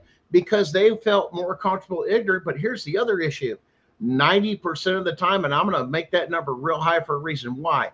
Because they're ashamed you're going to find out they're a human just like you, and you screwed up when you were a kid, and your kids can't see you anything but perfect. Yeah, that is so wrong. Because we have gotten away from the mentality we used to have, is to learn to raise your children to live in a world by themselves without you. Instead, we are teaching codependency. And all sorts of issues. Listen, I've seen like that Reba McEntire song. You're gonna be what? Like that Reba McEntire song. You're gonna be. That's that song. What you just said. I've seen both men and women. Women lose their mother, lose their fucking mind, or their daddy, and they just lose their fucking. They're off the fucking reds. I've seen guys lose their fathers, this and that, and go off. They don't know what to do because that was the person they always went to. They were never taught to stand on their own and give those hard life lessons, because nowadays, why? Parents don't want to parent. Why? Because the school does it. We send them off to school and we don't raise our children.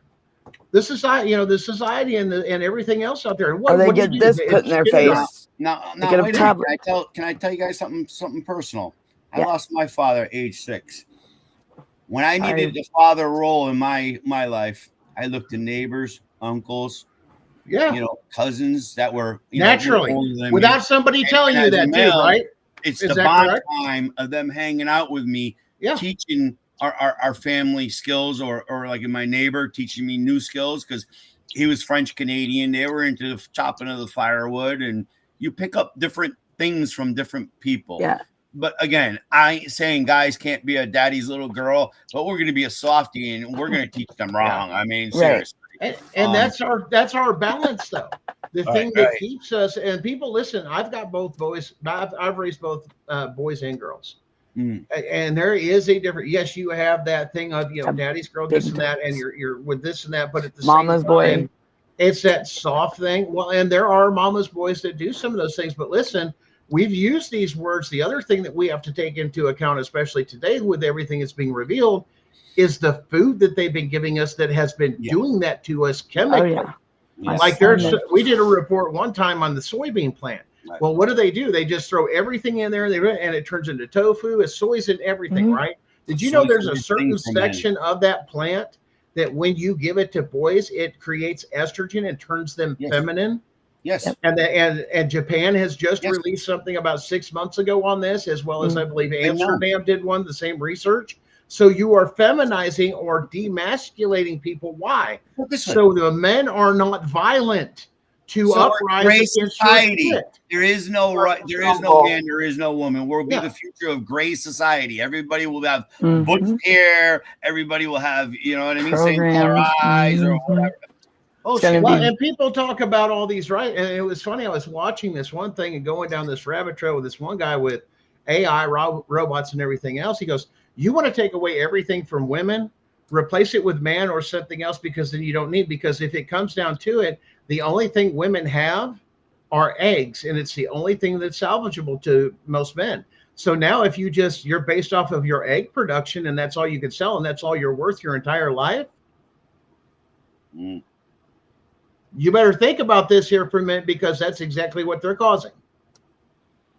Why deal with a woman and all her things and all these other things, this and that, when I can buy an egg, purchase it like a car, Just like put it in a robot that can do fertilization and grow a baby, which they can already do, and make sure it doesn't have the things, and be perfected down to everything it's programmed to correct during whatever they want it to be. Do you know whatever what? it want to be, and there you go. It's the future, because now the government can claim it's for your best interest. Yep, and We're gonna have test tube babies. We're gonna have. They're taking the natural out of everything. That's what they're trying to do. Robotic society. Let's take that sexuality onto the business model, though. Where, business talk business. Right. Women only have so many eggs. Men produce sperm their entire life. Mm-hmm. So what are you saying? You're gonna start clipping us men? No, they put it in the water. What we're saying is, if you decrease and then you can select who is breeding with who, with a population control type thing, even in things like Flint, Michigan, with the water. You don't think that was done for a reason? It was already done. Why did you have to get a blood test in the 60s and 70s? Yeah. Why do you think they're doing that? Is they say it was for matchability or whatever? Now let's look at the flip side of just not that. Let's look at who is the healthiest people in our country. The Amish. Do you realize the Amish they don't have this around. They don't have this around. They don't have birth certificate. They don't have everything. It's in a family bottle. Right. None of that stuff's there. Their fertility rate is through the roof. They're healthy. They don't have cancers and some of these other things, these rare things, unless they're close to an industrial thing that has affected their food chain. The way that they have done it. But here's the other thing. We think that we're protected with grocery stores. Why? No. Because grocery stores, we do this, we do all this other stuff. But people that deal with farm animals, or if you've grown up on a farm, or people that have, that if you're around animals, livestock, and all this other stuff, you are susceptible to those same things. But when you handle all those meats and consume all those things, the parasites and this and all these other things, that's why they do parasite cleanses. And then they do it according to what? A larva cycle based off the moon cycle that matches up with the parasites. What is cancer? Cancer is a bunch of parasites in a bundle on this. So is diabetes. They don't want to tell you. Wait a minute. What's the first thing they do when they find a sack? Cut it open, take a sample. Why would you do that? It was encapsulated. Stir the nest and then it spreads. But anyways, it's pretty crazy. And then you go into the thing, you can go down the rabbit hole of Dr. Kellogg cereal that comes up with breakfast. They gave you all the cereals. Do you know why they come up with the breakfast cereal for this and that and put all the stuff and ingredients in it for? His theory was it would quit the children from masturbating. Yep. By giving them chemicals. Go down the rabbit hole, you'll see the same thing. You don't need breakfast. The longer you can go without breakfast, the more you can stabilize your body. You don't have to get up and do that. A breakfast guy. Even cup of coffee, Jack.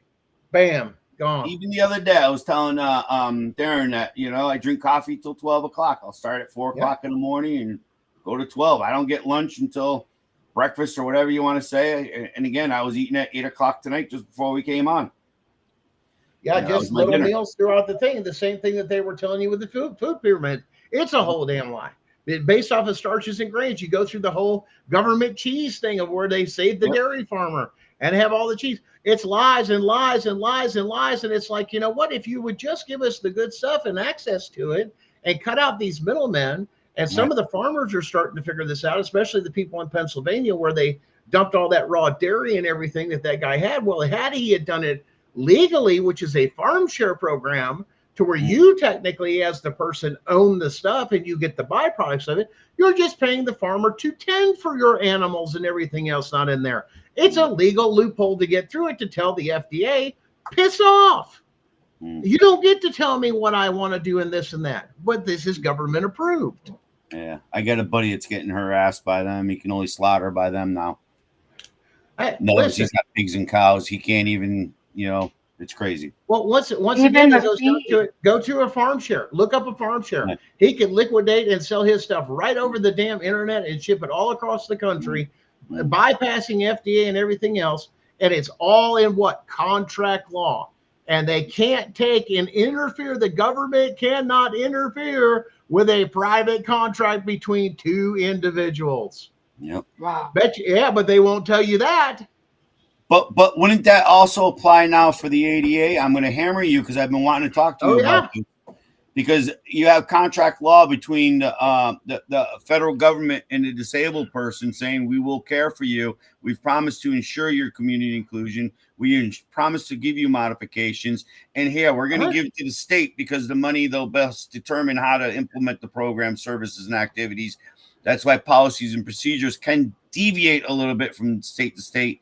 But once again, it's got to be solidly core back to the if your funding. state is already, and I've made this before, if your state is already, as all 50 are, actively involved in treason and sedition against the people and everything else, what makes you think for one damn second they give a damn about ADA if they're willing to break into your house, violate your constitutional rights, and steal your children? But you know what? They've pacified you so much through organized religion and several other things, because if this was original and back there and we understood our rights, you know what would happen when they cross that threshold with no warrant or court order? Shoot. Say hello to my Second Amendment, because you know why? I fear for my children's safety. Why? Because you want after my children and you made it verbal. I'm here to get your children. I'm here to steal your children. That's why they're coming up with cops now. People are getting educated. Come across that threshold. Don't have that court order or warrant. I'll go to jail for that. And you know what I'm going to do? I'll take it right to a federal court, because I'll get a change of jurisdiction form so damn fast out of your state court, even for things where people are killed, because we have a constitutional rights issue. Right. I don't care if it's a public servant or not. You were required by law, your standard, your minimum standard was to meet the threshold of a court order warrant. How many of these guys can clearly even defend themselves now, let alone know what you're talking about to do? Because again, I tried a federal removal and they sent me back. And again, once again, it's in the paperwork, but I believe there's also some things that needed to be corrected and some mass corruption in a lot of states and federal courts, that the Constitution was being ignored because of this system. Where my feeling is now, if I knew about the ADA, it's clearly an administrative duty. I don't even have to see the court. When that person shows up, where's your policies and procedures, and you're putting them now on the offense that you're not a person to be screwed with, again, where they have to now produce certain XYZ things to make and ensure that what you're receiving is not discriminatory. But see, once again, there's no oversight. It's all this money. Is why to use the ADA is, again, I think it should be a faster route, because if you notice, they'll say, well, you have to notify us 10 days before coming to court of what accommodations you want or modifications, whatever it may be. But once again, that should be, if that was the case, that should be on a pre-trial or pre-anything form that would be mandatory if it was that serious. Do you have any ADA before any of this starts or anything, or anytime you come in contact with, you know what I'm saying, law enforcement or anything, like, do you have any disabilities or anything else we need to be made known of, or things we need to accommodate for, you know, those type of things. And then it comes down to a lot of privacy and a lot of other things that you end up dealing with, because then it's like, well, here's the whole other point. Why don't you piss off?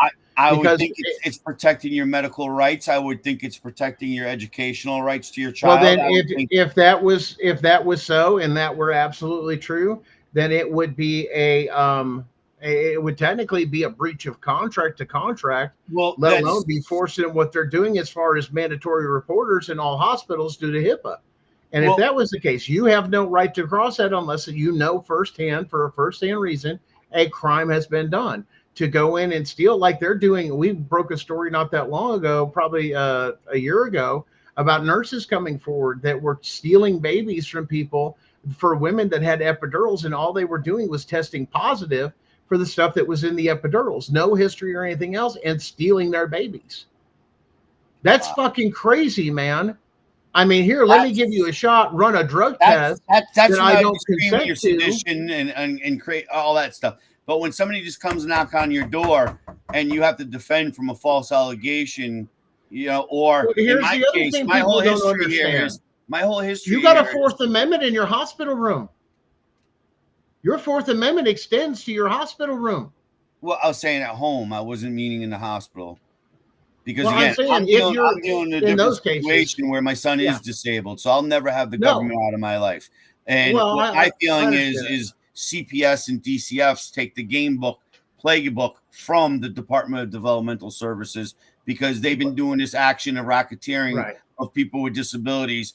And it's absolutely because of course that goes it. all the way to the dude. You could go back to the history, go back and look at the International Association, I think is what it's called, of Down syndrome.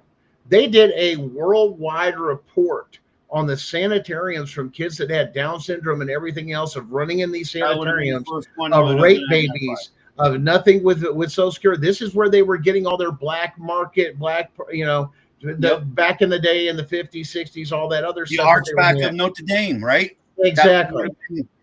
Until Ronald Reagan shut down the last of the sanitariums with an executive order shutting them down across the country till people aged out. Now there's no money. What did they do then? We got to have all these people. We got to do jobs. Where are we going to keep up with the child trafficking? Where do we go? CPS. Family courts were born. Congratulations. Right. The states created those. The federal government did not. And as a matter of fact, family court is unconstitutional because it wasn't created by Congress. My feeling is that they were mandated in 99 underneath the Olmstead decision to close the institutions. They couldn't send women to the institution, call them batshit crazy, rich man walk off with all the kids, and nobody never heard anything anymore. Well, that was some of them, but yeah, you look at some of the devices. But again, some of the other things that were there, it's a little, but you know. Since again, the 73 Rehabilitation Act, and again, this is where I'm trying to, say that. But see, here's the issue. You just said it. We don't need a rehabilitation anything. We need total abolishment and let your communities take care of your communities and your families take care of your families and put the services now with technology. If you need our help, just click here. Right. It's that simple anymore. We don't need these things anymore. Right. If I need help, I need to be turned around. You know what they do? Because they target somebody that does go for those things. It does need those aids, as we're seeing in all these stories that are breaking about children dying. Right. Why didn't you go help them? Well, the video you showed earlier about the thing, well, drug abuse parents need 2 or 3. Not all these people are drug abuse. They just want money. There's people that will do this for social justice because why? Because I'm black and the white man has kept my people down, and this is my way to get back for my people. They're doing this shit. Right. And now with the court ruling, you can now get reverse discrimination. It does. You don't have to be, if you're a white person like me and have a black person come against you because of your color or call you a privileged white ass as mine did, right, because I wouldn't cooperate. Oh, I'm sorry. Right. That's called, that's a fucking hate crime. Yeah. I've walked into disability room meetings and a woman stood up, she was a minority, and she says, I ain't listening to that white boy. And the person running the meeting told her to sit her ass down and shut up and listen. And the again, issue is there's no consequences. You don't know. Jobs are so secure. I meet you guys here. I meet you guys here today. We don't know the torture and torment you go through. And I kind of do represent people who are on a lower IQ scale where they're attacked for their disabilities. And absolutely. All the time. Again, what I believe is going on is now 1 out of every 4 kids are being born with neurological problems. So this is running the door gamut where the government does have an affirmative right to ensure everybody's right. I don't care. I don't agree that they should have the right to kick down your door on a frivolous lawsuit or a frivolous call. But if they hear screeching of a kid getting bloody beaten in a house, absolutely, man, I'll be the first one to kick down your door and go in there and rescue that kid. So again, but see, we didn't have that issue back in my day growing up. Let's put it this way. You know what the cops back in your day growing up, ready back in your day growing up, if your mother was getting beat up by your dad, the brothers of the mother would have taken your dad out of the field and kicked the shit out of him and told him to leave them damn kids alone. There was other things with this. Church took care of the problems. Somebody's kid, boom. You was gone. They were due to what? They were there to clean up. I didn't see. You know what everybody said? again, I didn't see nothing. Kids like mine, I think, are better off in the public because other typical kids look at him and see him. And if a teacher misappropriately abuses them, then I have, because he can't come home and tell me. You know what I mean? He's come home with black and blues, and I can't figure out how to help. And of course, they deny it. And long story short is, but other kids should come home to you guys and in your nightly conversation, hey, I saw little Joshua getting beat up today by school. And then that parent has the moral obligation to say, you know, at school, this is what my kid's saying. Right. There's too many already mandated reporters. There's no reason in the world that they should just have people come out who and then they have to justify that money that they're getting because look at all the people we've done. They cannot prove because they do not have the clinical experience of not only diagnose and treatment. They don't. How does a social worker have that diagnose and treatment? Well, the other thing that they're going to have to do is, you know, the national standard, according to the Department of Health and Human Services study a couple of years ago, said that 18% of the investigations they did were substantiated. Well, now knowing the information and the evidence that I take and have, I don't even believe that number is less than 1%. And there's got to be less than that. Why? Because if you were taking all of them unconstitutionally and you did that, the legal aspect of that is called fruit from a poisonous tree. You're not allowed to adjudicate as soon as you broke the Constitution. But every case now that we have them on paper, that means every case they've ever done automatically is violated, and all the kids have to come back home. Right. By law. Because every case that's been adjudicated, then you go, well, how are you going to prove that? Guess what, big boy? I know exactly how to prove it, and I know exactly where the evidence is, and you can't mess with it. How would you do that? Because we talked a little bit about that today, Darren and me. You know, that people think they're going to make mad money off of this movement or get some kind of retribution. I don't see it happening. I see only change, and I see jobs and pensions. And not where I'm coming from. Again, I don't see how you're going to remedy a 21-year-old child today and reintroduce them to their number one. That's multiple lawsuits. Parent. The only thing I have to prove is that you've been violating the Constitution to obtain children for over a decade, which I can do, and it was filed in my original suit. Okay. Within their own policies and procedures, and it's been going on for over a decade.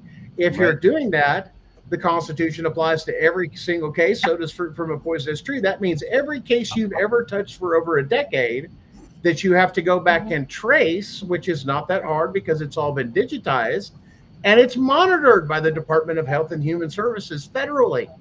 All the evidence is there. Well, how did the judge know? The judge is supposed to, or magistrate is required by their very oath to turn around and double check the constitutionality of every case. Well, oh wait, Mr. So-and-so from CPS, you documented here and put in your case file that you went into their home and did a home study and did the investigation and all this other stuff.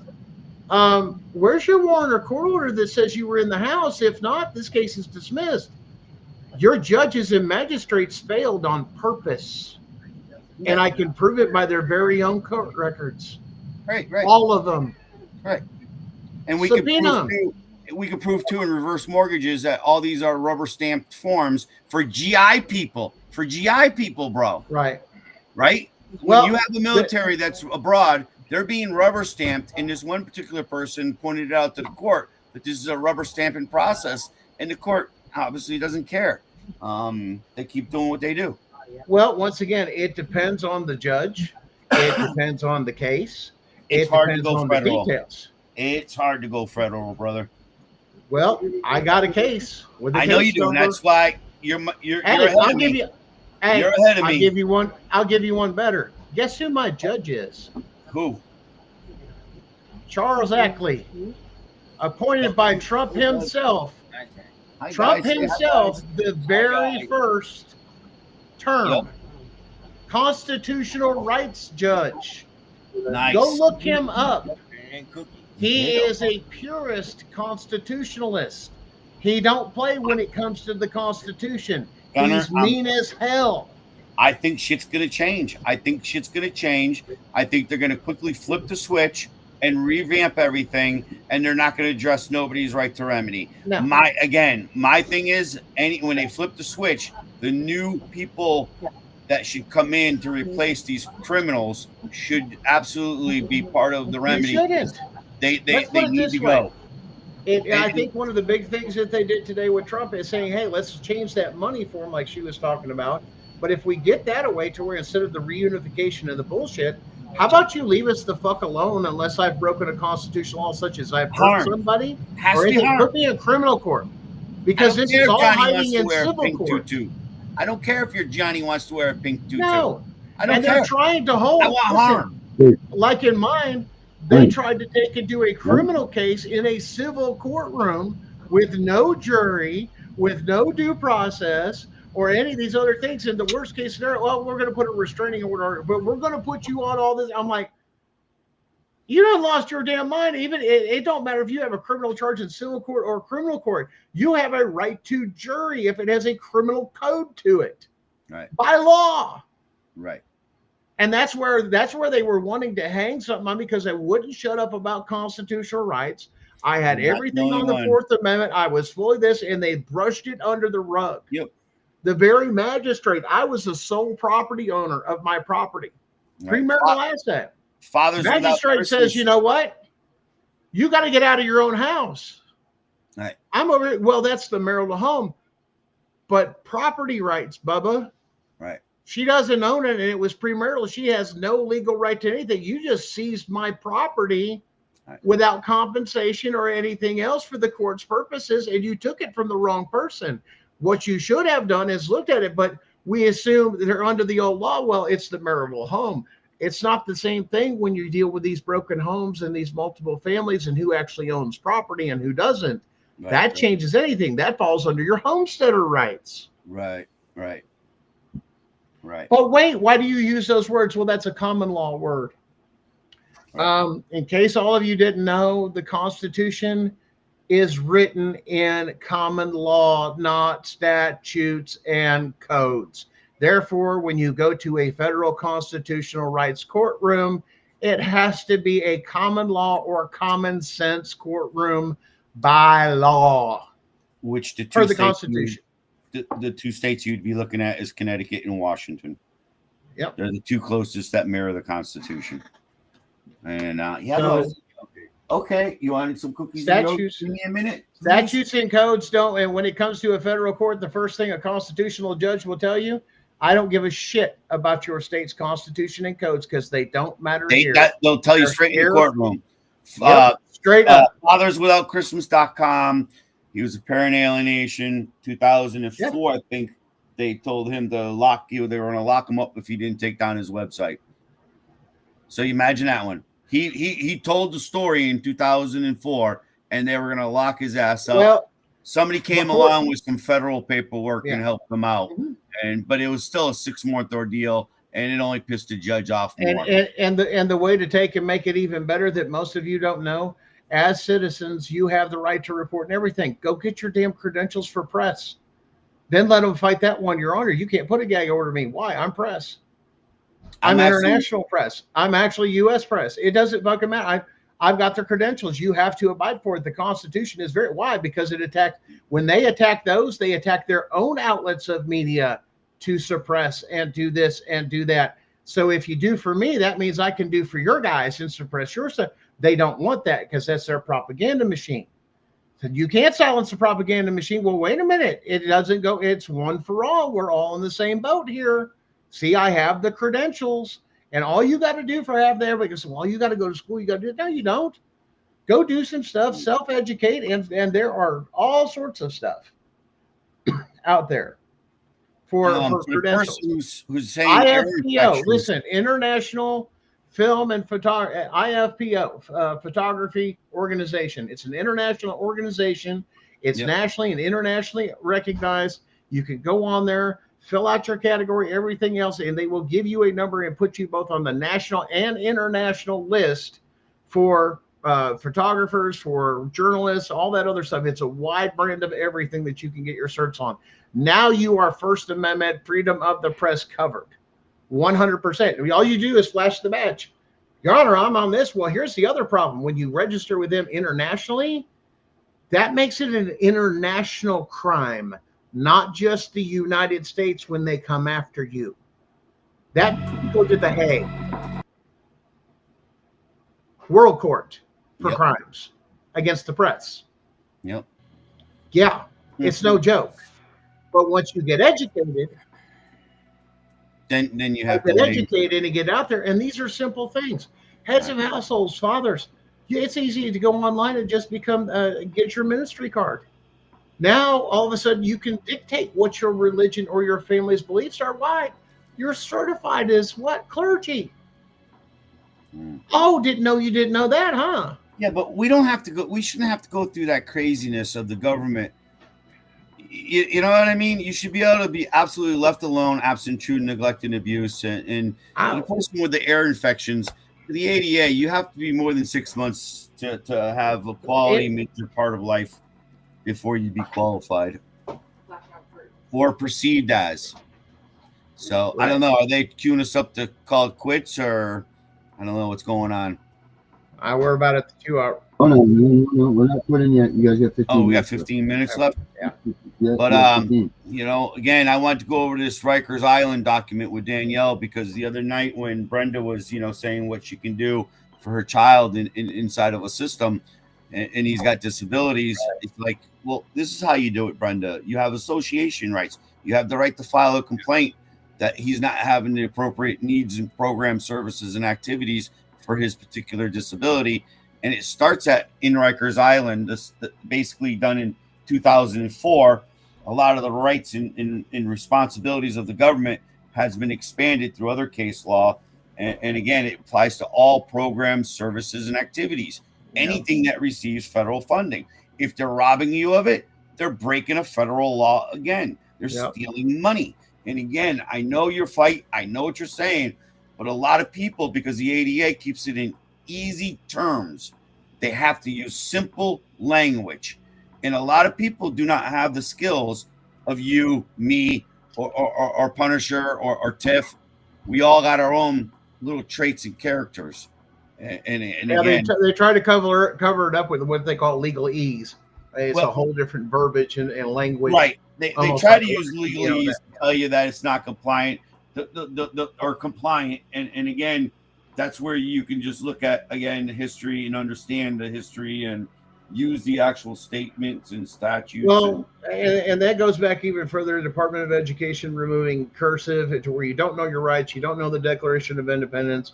You don't know exactly what those are, anything else, which is because here's the thing. We should be able, as the average citizen, the average person, to walk into a courtroom and make our petitions known before the court, which is guaranteed under the Constitution. But when you dumb somebody down so much point, yes, then you need a lawyer. And actually, I laughed at somebody the other day. He said, I got a hold of something, and he says, I was read my rights. I said, did they say you have a right to an attorney? Yeah. I said, then you weren't read your rights. He goes, what do you mean? He goes, because that's advertising for advertising for the State Bar Association. It says you have a right to counsel. Therefore, no, you were not given your rights. You were given an advertisement for the local bar association. And turn on, they'll say, oh, well, it's the same thing. Take it to federal court, and you're going to find out it's not, because they're two different terms. Because that's somebody that requires a license. A counselor under the Constitution was never required to take and hold a license. A counselor could be your priest. It could be the head of your family. It could be, whatever it was designed as. You figured you needed counsel to, and those things. No, we're going to put you in this lawyer, and we're going to drain. It's all a psyop game. It's meant to just drain everybody. Well, guys, I'm going to let you take and wrap it up. Punisher, you get a chance, holler at me after the show. Yeah, we have a special edition coming up after this show. You might want to join me on this one. So stay tuned. All right, sounds good. All right. All right, guys. Have nice a good meeting you, buddy. You too, man. Keep in touch. Absolutely. All right. Where's my Danielle? Danielle! Hey, what's up? I'm here. Did you read the brief again? I've read it, and and when we went to I was trying, Brenda, I had to read it a couple times, and she did. Wait a minute.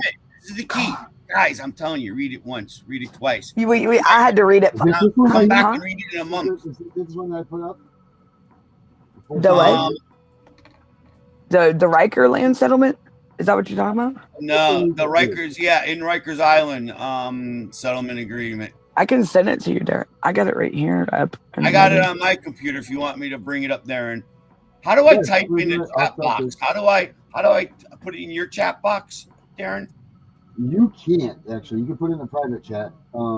I can put it in the private chat. Then you can. You can put whatever you want up on the screen.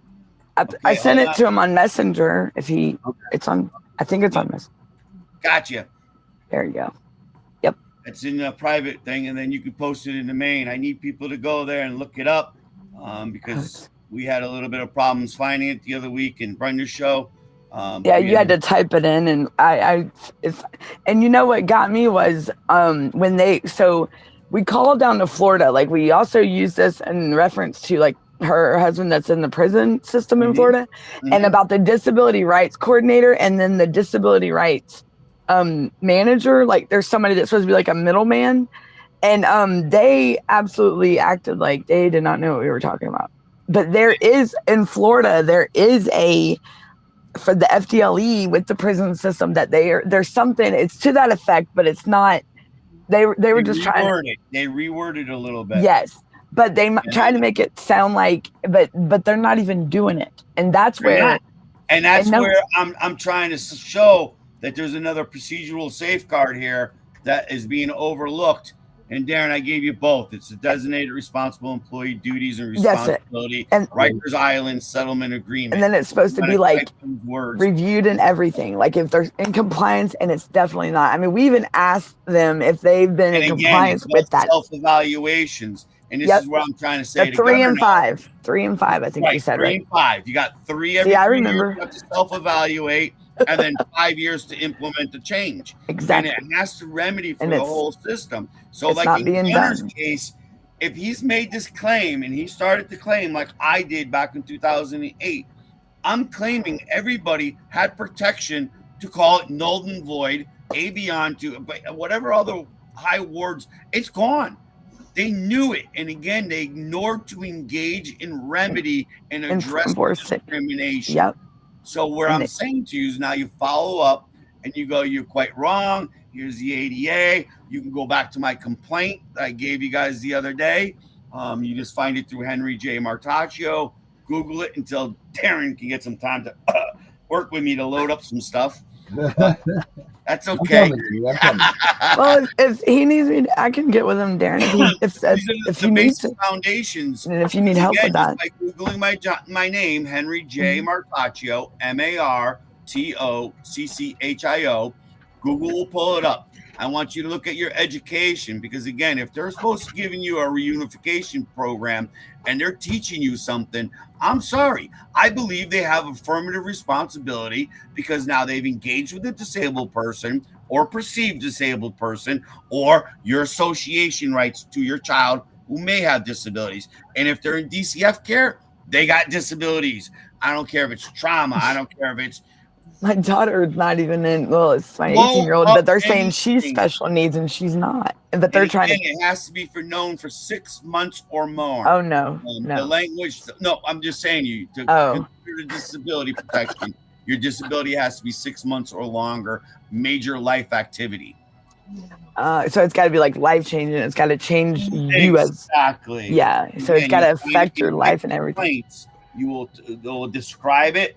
It will show their administrative duties. So now you can go to the 800 block, right, of their administrative duties and write back that prison. No, you're quite wrong. You're supposed to have compliance was 1990. So tell me what's going on, guys. I want job description of you, who I'm dealing with. I want to know your authority. I want to know what your training has been for the ADA. I would like to see your policies and procedures that you have done from 1990 Brenda. to now. Do you understand? So now you're sitting there saying, "Oh, wait a minute." Well, she called and asked them if they had it, if they had those kind of people.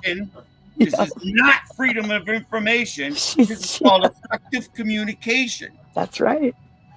Brenda. Because you're speaking on behalf of a disabled person. Right. Now, Gunner, his theories, yes, you have to be skilled. I'm giving this guy mad blessings. He's got some skill. So doesn't Darren. You know what I mean? You guys got mad skills at the federal level. You didn't wake up one day. Well, again, the ADA has publicized it. They've given the technical guidance. They've given the technical assistance. They can't screw with you on this. No, but that's where it's nowhere. Well, you're wrong. Now you're going to CHRO. Or if you got the cahoons, you just do the federal removal. Because I'm sorry, they have to address her problems of discrimination of her child at the federal court faster than the state court. Than Gunner's case. They have an affirmative responsibility for speed, and this is why the designated responsible employee, because you can't just, like they do with us in our parental rights, and just say string you along for a couple of years and see whether or not they can break you. No. If you do not give me my effective tools to be managing society as equal and the same to somebody who has no disabilities, how is that possible? Right. Hence the speed period. Timely. They have to give strictest scrutiny and prophylactic protections. Right. And they got to do it in the right. I know those are big words, but again, those are words of the court has no higher obligation. Nope. They have none on the face. They don't have to deal with anyone but the disabled because they're funded for it, and they're funded in a way that, again, the 504, because that's your rehabilitation aspect when you're saying to the parents. So I just think it's a major loophole, and I think it's better in all the case law that I've read is when you, again, we talked about earlier tonight, she mentioned the report from Connecticut that DCF doesn't even know where 25,000 kids are. Right. How's that possible? How is that possible? No transparency. You want to piss off somebody. What are they putting down for the data for these kids? Like, are the kids Darren, scroll down in our thing. Darren posted it. It's a Connecticut OIG report. Okay. Our legislative report. Office of Inspector General. Right. Which, again, you can go to Connecticut General Assembly. You'll be able to get into everything. And again, I recognize this as being a fact that they did break down per state too. Connecticut had the balls to break down other states, which Connecticut is good for that. Dumping, we're the best. Listen, Georgia just threw stuff out there. It's the biggest show on earth that's happening in Connecticut. Again, I'm telling you guys, this is nothing new to me. Georgia's keeping stuff hidden like real good. They're trying, but I'm sorry. Because again, I look at Tennessee Lane. That's my Bible. Tennessee versus Lane, and then Lane sued Tennessee. There's so much, again, that gets your effective communication. Yeah. Now the courts have an effective communications because we, the taxpayers, build it. Does that mean your attorney doesn't have that same effective communication right? He's the only one that can practice and make money in that courtroom. And they're working all together in court. So again, then we have the American Bar, right? That supposedly we're there to protect people. And they're just as bad. So again, you look at their policies and procedures and you dig in and you start business profile, billing fraud. With the mandates of their affirmative responsibility. Now, again, my feeling is it goes faster to the federal court because Congress already removed their immunity. You don't have to play Gunner's games and everyone else's games. You know what I mean? Because there's toll and roll, there's everybody. But Tennessee Lane right there, 2004. This is what you're fighting when you're dealing with a non-compliant state. You have to roll back the wheels of time and use the old case law. Because if you just the old stuff. Because that's the stuff that 2025 case law, you're not going to understand. No. You got to get the foundation. You got to bring the old stuff out. The foundation gives you the foundation to understand what their affirmative responsibility is. They're going to say, "Oh no, the newer stuff is not." We only have to have it at the administration. No, you have to have it at the point of entry, and I can have the right to access my town hall any day of the week. Right? Could they say they don't have a designated responsible employee at the Department of Motor Vehicles? Yes and no. That's a gray area to me. Right. Everyone has the right to walk into a courtroom. Everyone has the right to engage the legislators. Right. Everyone's got a right to engage the freaking town hall. Everyone's got a right to walk into the police department. You know what I mean? The public area, Well, make a public complaint and get justice Because again, 200 years ago, we had the Horsemen's Club that would go out and get the stolen horses. So again, it's great, but you definitely want to pull Lane versus Tennessee. Yeah, I'm writing that down. Island. These are all great things. Rikers Island's a very good source. Once you read it, well, I mean, I had to read it 3 times to finally. Aaron to get it up on his site because that is the Bible. It's the only settlement agreement that I can find discussing the designated responsible employee. From there, you get bits and pieces in settlement agreements from across the country to bring it together. But well, there's you really look at Congress's intent that you have to have the input of the community. And even Punisher said something earlier, and I wanted to say to him something. If they're not taking in the disabled community's input, then how are they passing laws and making new laws for all? How are they implement? Yeah, because how do it's they? Not being. It's not fair. They make it up. It's not because it's not. Again, some they laws, can't just make it up. I mean, they don't know. They don't know themselves. Right. They have to get it. We the people like our real stories. Real. I mean, that's what I say. I mean, but they're not they haven't listened to nobody. They want to put stuff in their own jargon and their linguingo and then try to enforce it. It's not. Then get you all and then it fails. Knocked in front of the judge. So right. And then it's one big damn mess. Intimidate you so that you end up doing something that you don't want to do. Like I said, if they came knocking on my door, I'd be like, excuse me, okay, what's wrong? So you want to come inside and medically disturb my disabled child because you're taking them out of their routine. You're not something that's normal. This is not a normal relationship for somebody to have a child sit down. If you'd like to do it at my doctor's office, I would have no problems. You know why I would say the doctor's office? Why not? Because now I got other witnesses. Witnesses. I was about to say witness. You know, this was back like in the like when my grandparents were around. I wouldn't be giving it unless. Hey, Brenda. There's Brenda right there. Brenda, come on in.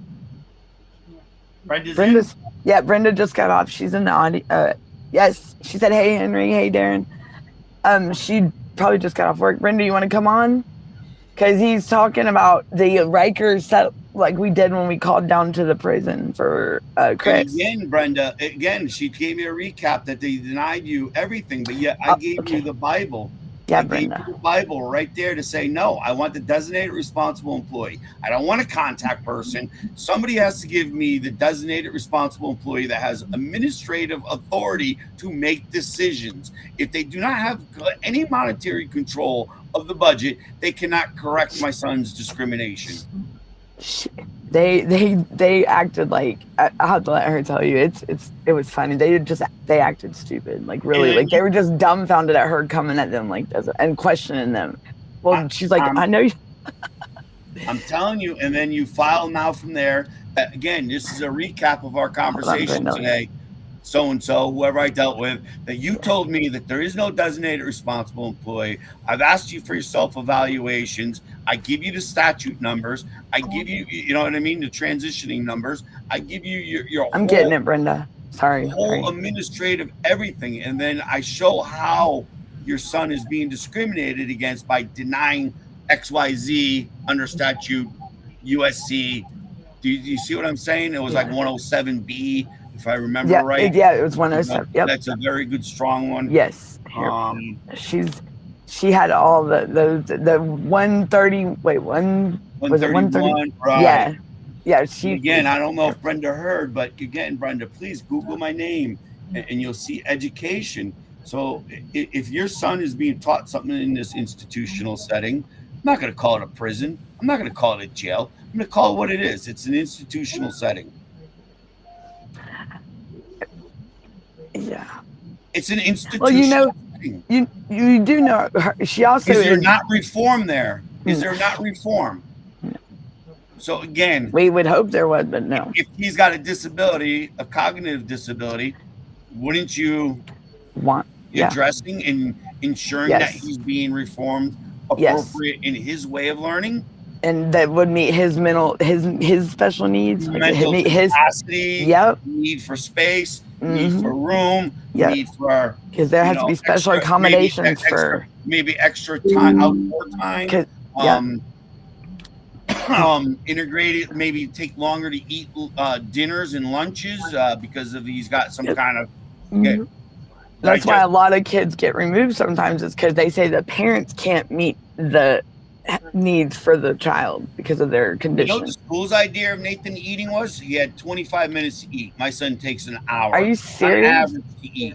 On average, an hour to eat. And they said 25. He's a jerk around boy. He likes to dick around. He'll put a little bit of food in his mouth and he'll run back and forth.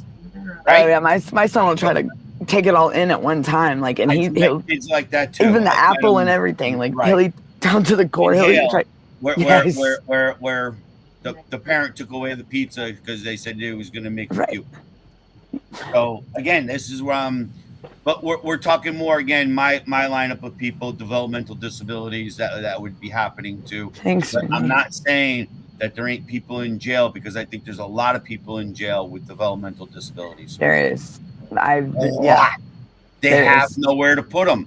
Why? Olmsted says you can't put them in the institution since 1999. So they get kicked to the street. They live under the bridge. It's a recycling system. And they get, rinse, rinse, reuse, destroy. Yeah, they, because like with my son, when he turned an adult and when we got him home, he was having withdrawals from the psychotropic meds they were giving him out there, and then just cold turkey, they sent him home with us. I mean, they don't send him home. We go out there and get him. We went and got him, and they just, because they shouldn't have had him.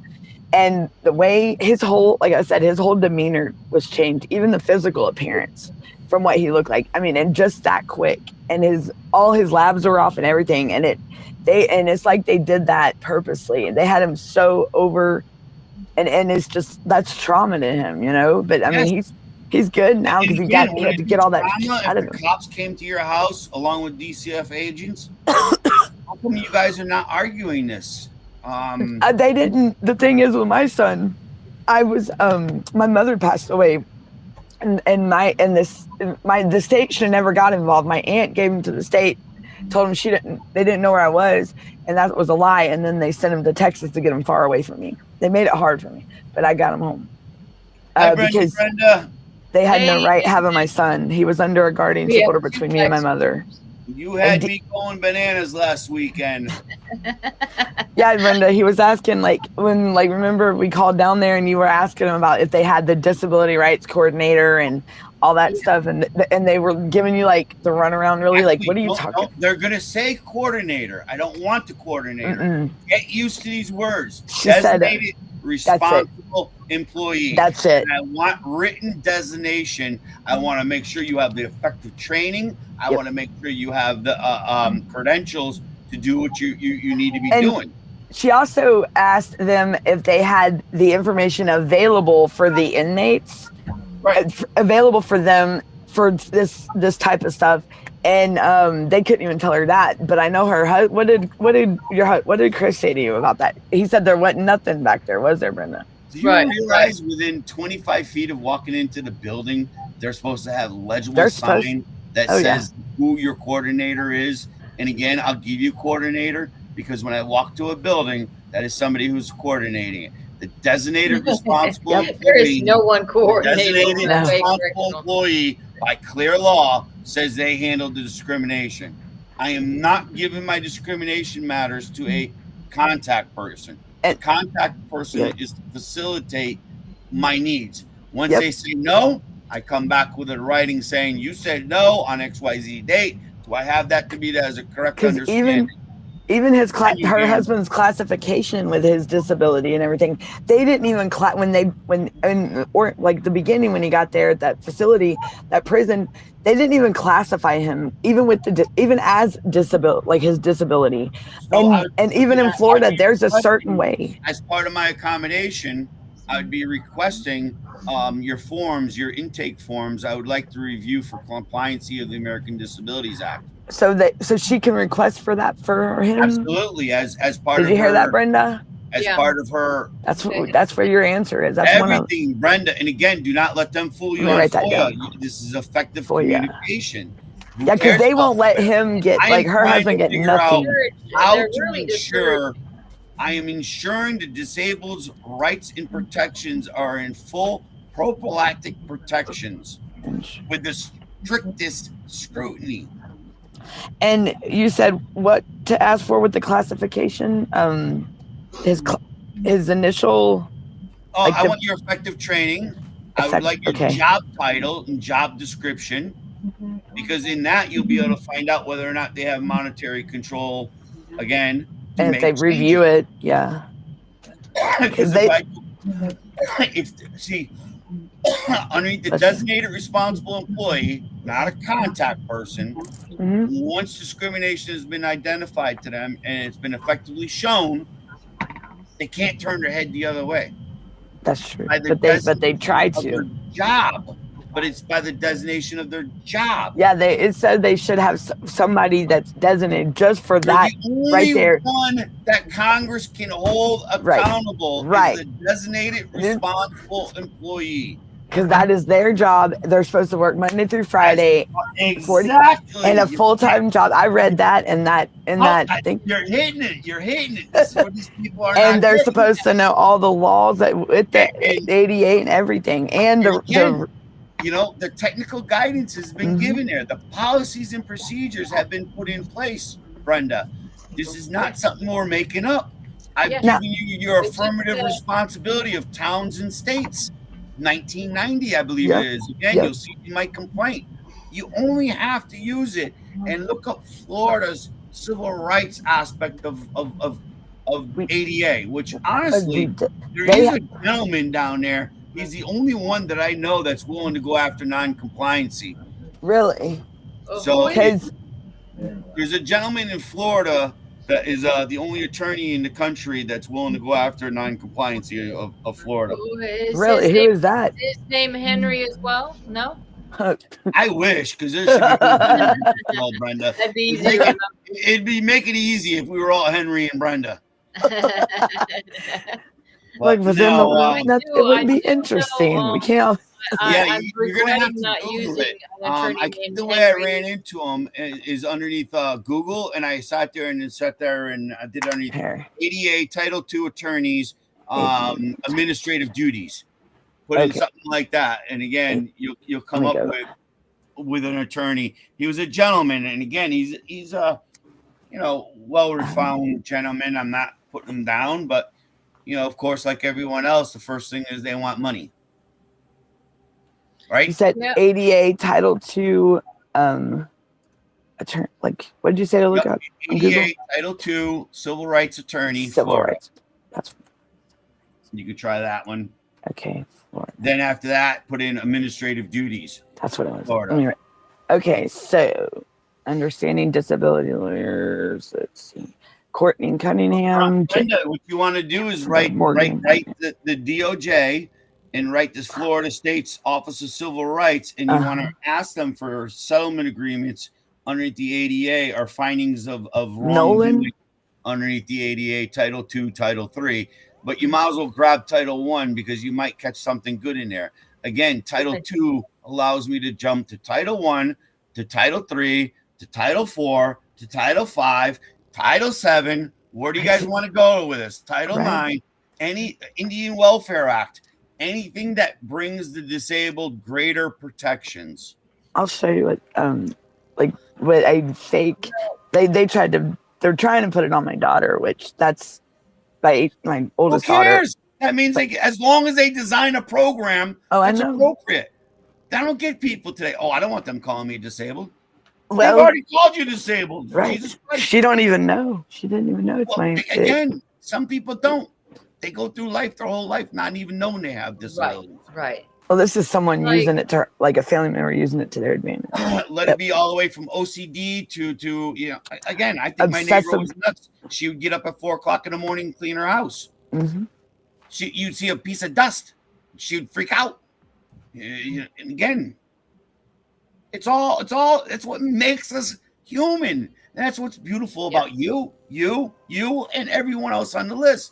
We're all different. If we were all robots, we'd be done. What is she trying to show us? Support 4D. know what that is? That's child support for me that they're trying to come after, that went from non-TANF to support 4D, and I have no idea why. It's because I can tell you right now, and that's my daughter. That's not even in, like, they're still coming after me for that. And it's like 40 grand. So $10 a week. So you get into court and you can prove that this was fraud.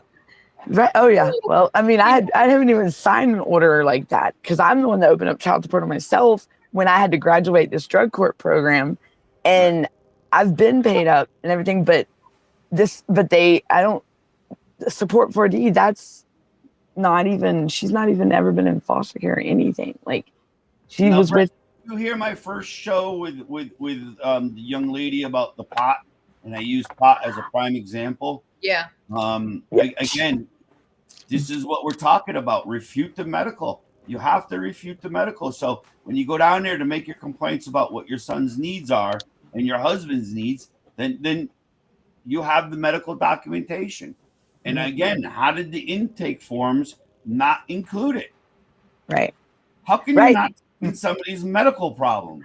And that is true. Did you hear that, Brenda? How the intake forms not have it on there? So like with Chris's, his intake forms, you got to make sure it's documented there. If it's not, why in the hell didn't they? And so that maybe that's why he's not getting this, and this, and they just. That's the thing is, like I pointed out. It's all got to be documented. Even though what the judge sentenced him to at this, sentencing, then once we got the paperwork to that, it didn't add up because it wasn't checked off that he should be in a facility to help him with his. They're totally looking past his disabilities. Well, again, in my opinion, you said two different things going on. Right now, I want to protect your child in the institution. If you want to go back and look, and this is what I was trying to convince Gunner in saying, look, if somebody perceived you as disability and they didn't give you your procedural safeguard, they didn't tell you can ask for modifications and what modifications apply for your particular disability, have they approved? I'm not an employee. I don't tell you what my disability is. I don't come up with. So you don't have to tell them nothing. I don't know what you have for federal funding. I don't know who you have for hired skilled people who have been effectively trained. Do you want effectively? These are key words. Trained. Effectively. That's the thing, and it makes me think of my daughter too, because she has autism, and then they put her in a foster placement that was supposed to help her with what she needed help with, because she can't comb her hair, and do this basic hygiene. And supposedly this lady was supposed to be giving her all that. Well, come to find out, my daughter was being abused in these deplorable conditions, and to me it doesn't make sense that the Department of Children and Families, they're responsible for that. Absolutely. And this is where your IDA law comes in, and I hope Punisher's still listening. You say IDA. You got an effective goal right there that you want to have her at 90% of the time capable of brushing her hair. Why isn't DCF, while the child's in that custody, giving them the appropriate goals of program services and activities? How are they measuring the goals? How are they achieving the goals? What are the? Who's even come up with a? Are those supposed to be done monthly? It's called a parent planning meeting. Who's come up with those ideas of goals? I'm still the parent. I haven't been terminated. Right. I wasn't my input taken. When are you going to start cross training me? Because any tool you use in the school, it's supposed to carry over to home life. And I believe it's not home life. I think it's community setting. It's community setting. My son. Setting. Yep. So again, if these guys are reunifying you guys and putting you back with your children or whatever, again, or I used an example last week. You can't make a bed competent enough for me. Wait a minute. I thought there's a new study out that says you want your bed open so as you sweat all night, that sweat gets to evaporate out of your sheets during the day, and you're not crawling into some mold infested. Yeah. Right? You're right. Again, you wake up in the morning. I never understood that, making your beds. I never understood it. Yeah, me either. Yeah, I'm a jeweler. I'll be the first one. It's got to air out like this. When I sleep and I snore and been Does that guilty. make me a bad parent? No. Again, how does that? Where's the harm? I snore, not him. And there's a more than likely, and he is now that he's 21. He's got the mild snore. My son. When I say I can snore, ladies, I can take the foundation right off. Come on, people like, what the hell's wrong? You need. I've tried CPAP because I can't do it. Oh. So you got my mom was. Year-old Henry? Excuse me? You have a 21-year-old? Yeah, I have a 21-year-old boy, and I'm fighting with the Department of Developmental Services. You know, it's been ongoing. They want to wrap. That's how old my daughter is too. And they terminated my rights back in the beginning of 2019. My rights were terminated. Took your kid back. It was 2018. Yeah, it was 2018. By 2019, I was trying to fed up with their shit. We watched the video earlier, and they mentioned how Washington and 13 other states, and this is my idea, is to see how they overturned it and if the ADA was used at all. Because if the program, services, and activities weren't given to you, you weren't given a procedural safeguard that you had ADA rights. Wasn't informed at all. Did you ever sign off on any procedural safeguards? Hell no. If they have to give it in school, why ain't they giving it in DCF program, services, and activities? Yeah, my daughter, they said that she was supposed to be getting speech therapy. Well, it wasn't until I went to see her after my rights were terminated, come to find out, she's like, Mom, I've been waiting for you. Henry doesn't know all that whole story, but I tried to take her back to my son, who was already approved and certified to adopt his siblings. She'd reported sexual assault, everything. So in my mind, I wanted to get her back to Louisiana. That's where we were living then. And of course, they arrested me. Didn't feel the same way. But the thing is that because of that case, I found out, okay, well, the teacher, the bus driver, the neuro psychologist, they all were aware of the abuse that was going on with my daughter. So, but they didn't report it or nothing. They didn't say anything. Right. Well, I mean, they're reporting it in their evaluation, but did anybody do anything about it? No. Again, you'd be dealing with one, mandated reporters, right? Two, mandated reporters that have to give prophylactic protections, and three they have to have effective communication and be effectively trained. They're not. They're not. They're just. So again, it was fraud of services under Title 4 funding that these people used underneath the 504 plan, 73 Rehabilitation Act. You don't have to go no further. Sign it in a goddamn crayon.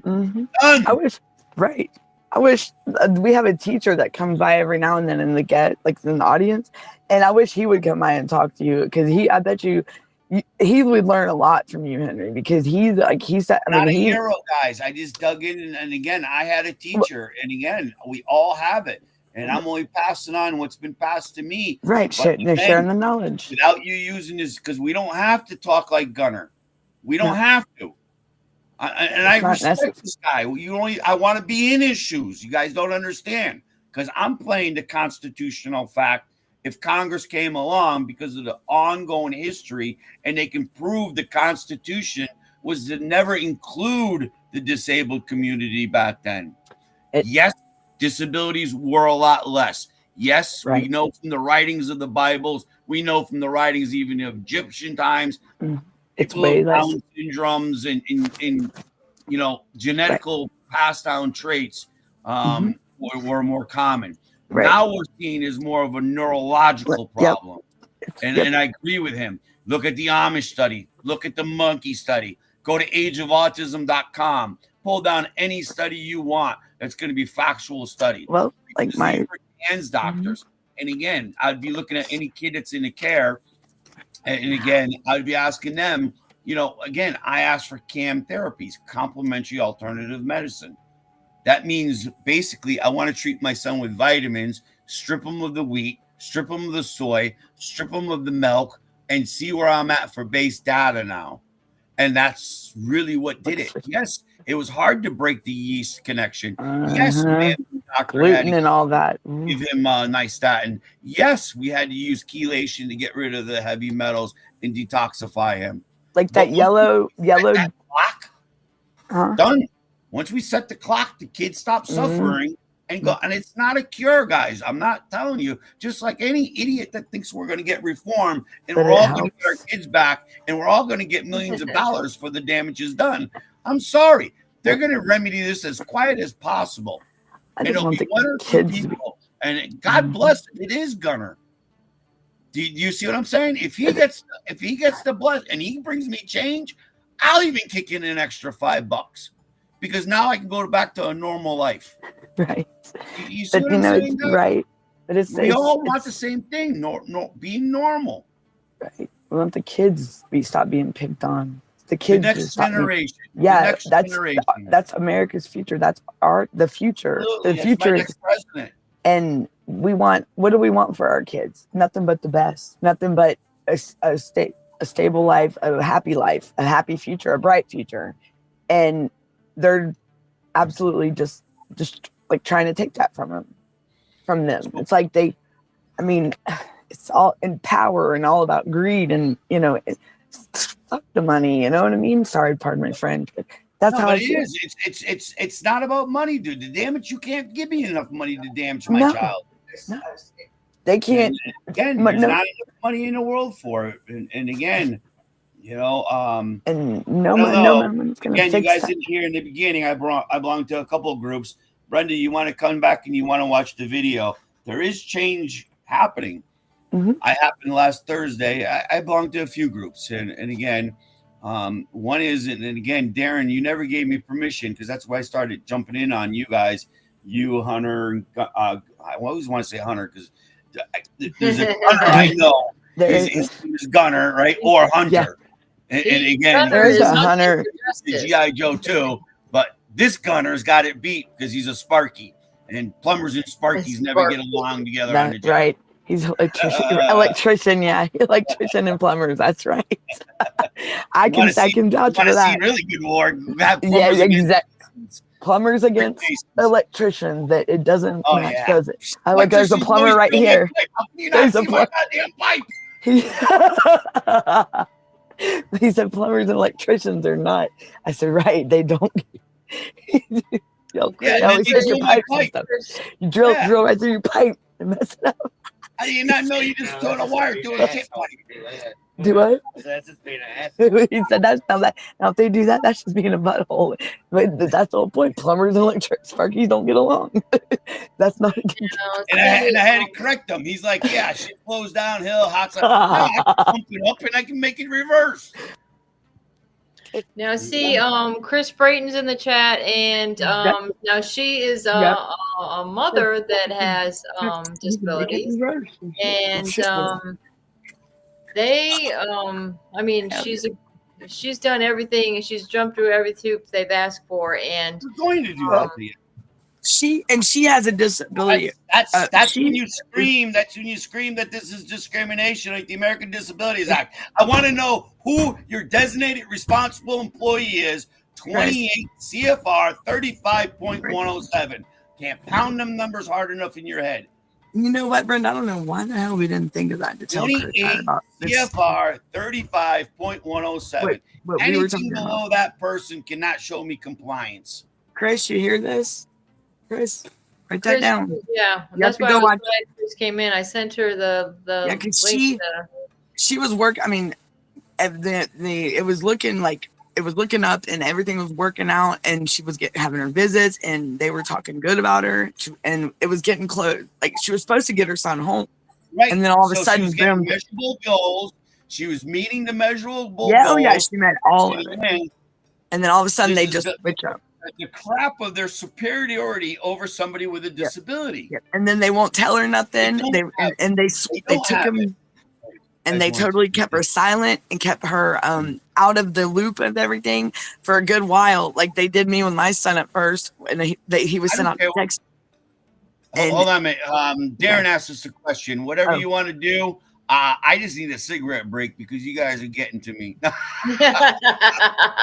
I'll make Hey, somebody's blood now. pressure go up. I So make my own blood pressure go up. You know what you're getting into with me and Brenda, Danielle here. I just want to include you in the conversations because Yes. I'm telling you, these are the simple writings you have to do and the simple way you can do it. Yes. Use simple language. You don't want to you want to make them prove their compliancy. They will worm and squirm, and you will be using words like, seeing how this is published information and should be readily accessible to you, either identify the location of publication or provide it to me within 48 to 64 hours. I will give you maximum 10 days to produce it. Why? Because most requests you see across the country are 10 to 15 days, which I think is unconstitutional. Because if I decide I want to walk into a courthouse today, they better be ready for effective training. Hey guys, I got a special report that I've got to do right now. So why don't we take a break and then we'll come back. We're bringing back Brenda, and then why don't you guys have your panel on there? What do you think of that, Brenda? Oh, yeah, do it up, man. If you want to keep going for a little while, yeah, I'll keep going. Let me just yeah, we can. do a special. I want to. Now you got me freaking out. I'm just looking at your chat, the private Chris chat. needs to come back and watch the show definitely because she would. Hey, do I use the same link? Are you going to kick us out or? They'll send you another link probably right Yeah, now. we'll go to Brenda's. We want to send him Brenda's link. Which one? You want to send him Brenda's link? Okay. CDB. Okay. So everybody, stay tuned. I got a special report coming up right now, and then after that, I'll be bringing back Brenda with the same panel. It's going to be a good packed up night, guys. So pop some popcorn, grab a drink, and let's join us. Saturday night. What else you got to Go do? get my medical marijuana. I just walked in the door and I'm on here. I knew she's like, I knew that phone call was coming. Darren, am I going to start my show, Darren? I can hear Brenda now. I was waiting for it. She's been waiting for Saturday, let me tell you. Henry. Pictures of my child. It breaks my heart we lost her so young. We missed all the tender times, can't be redone. Please God, stop the pain. This is no fun. I know that God has the plan. I don't understand who I am.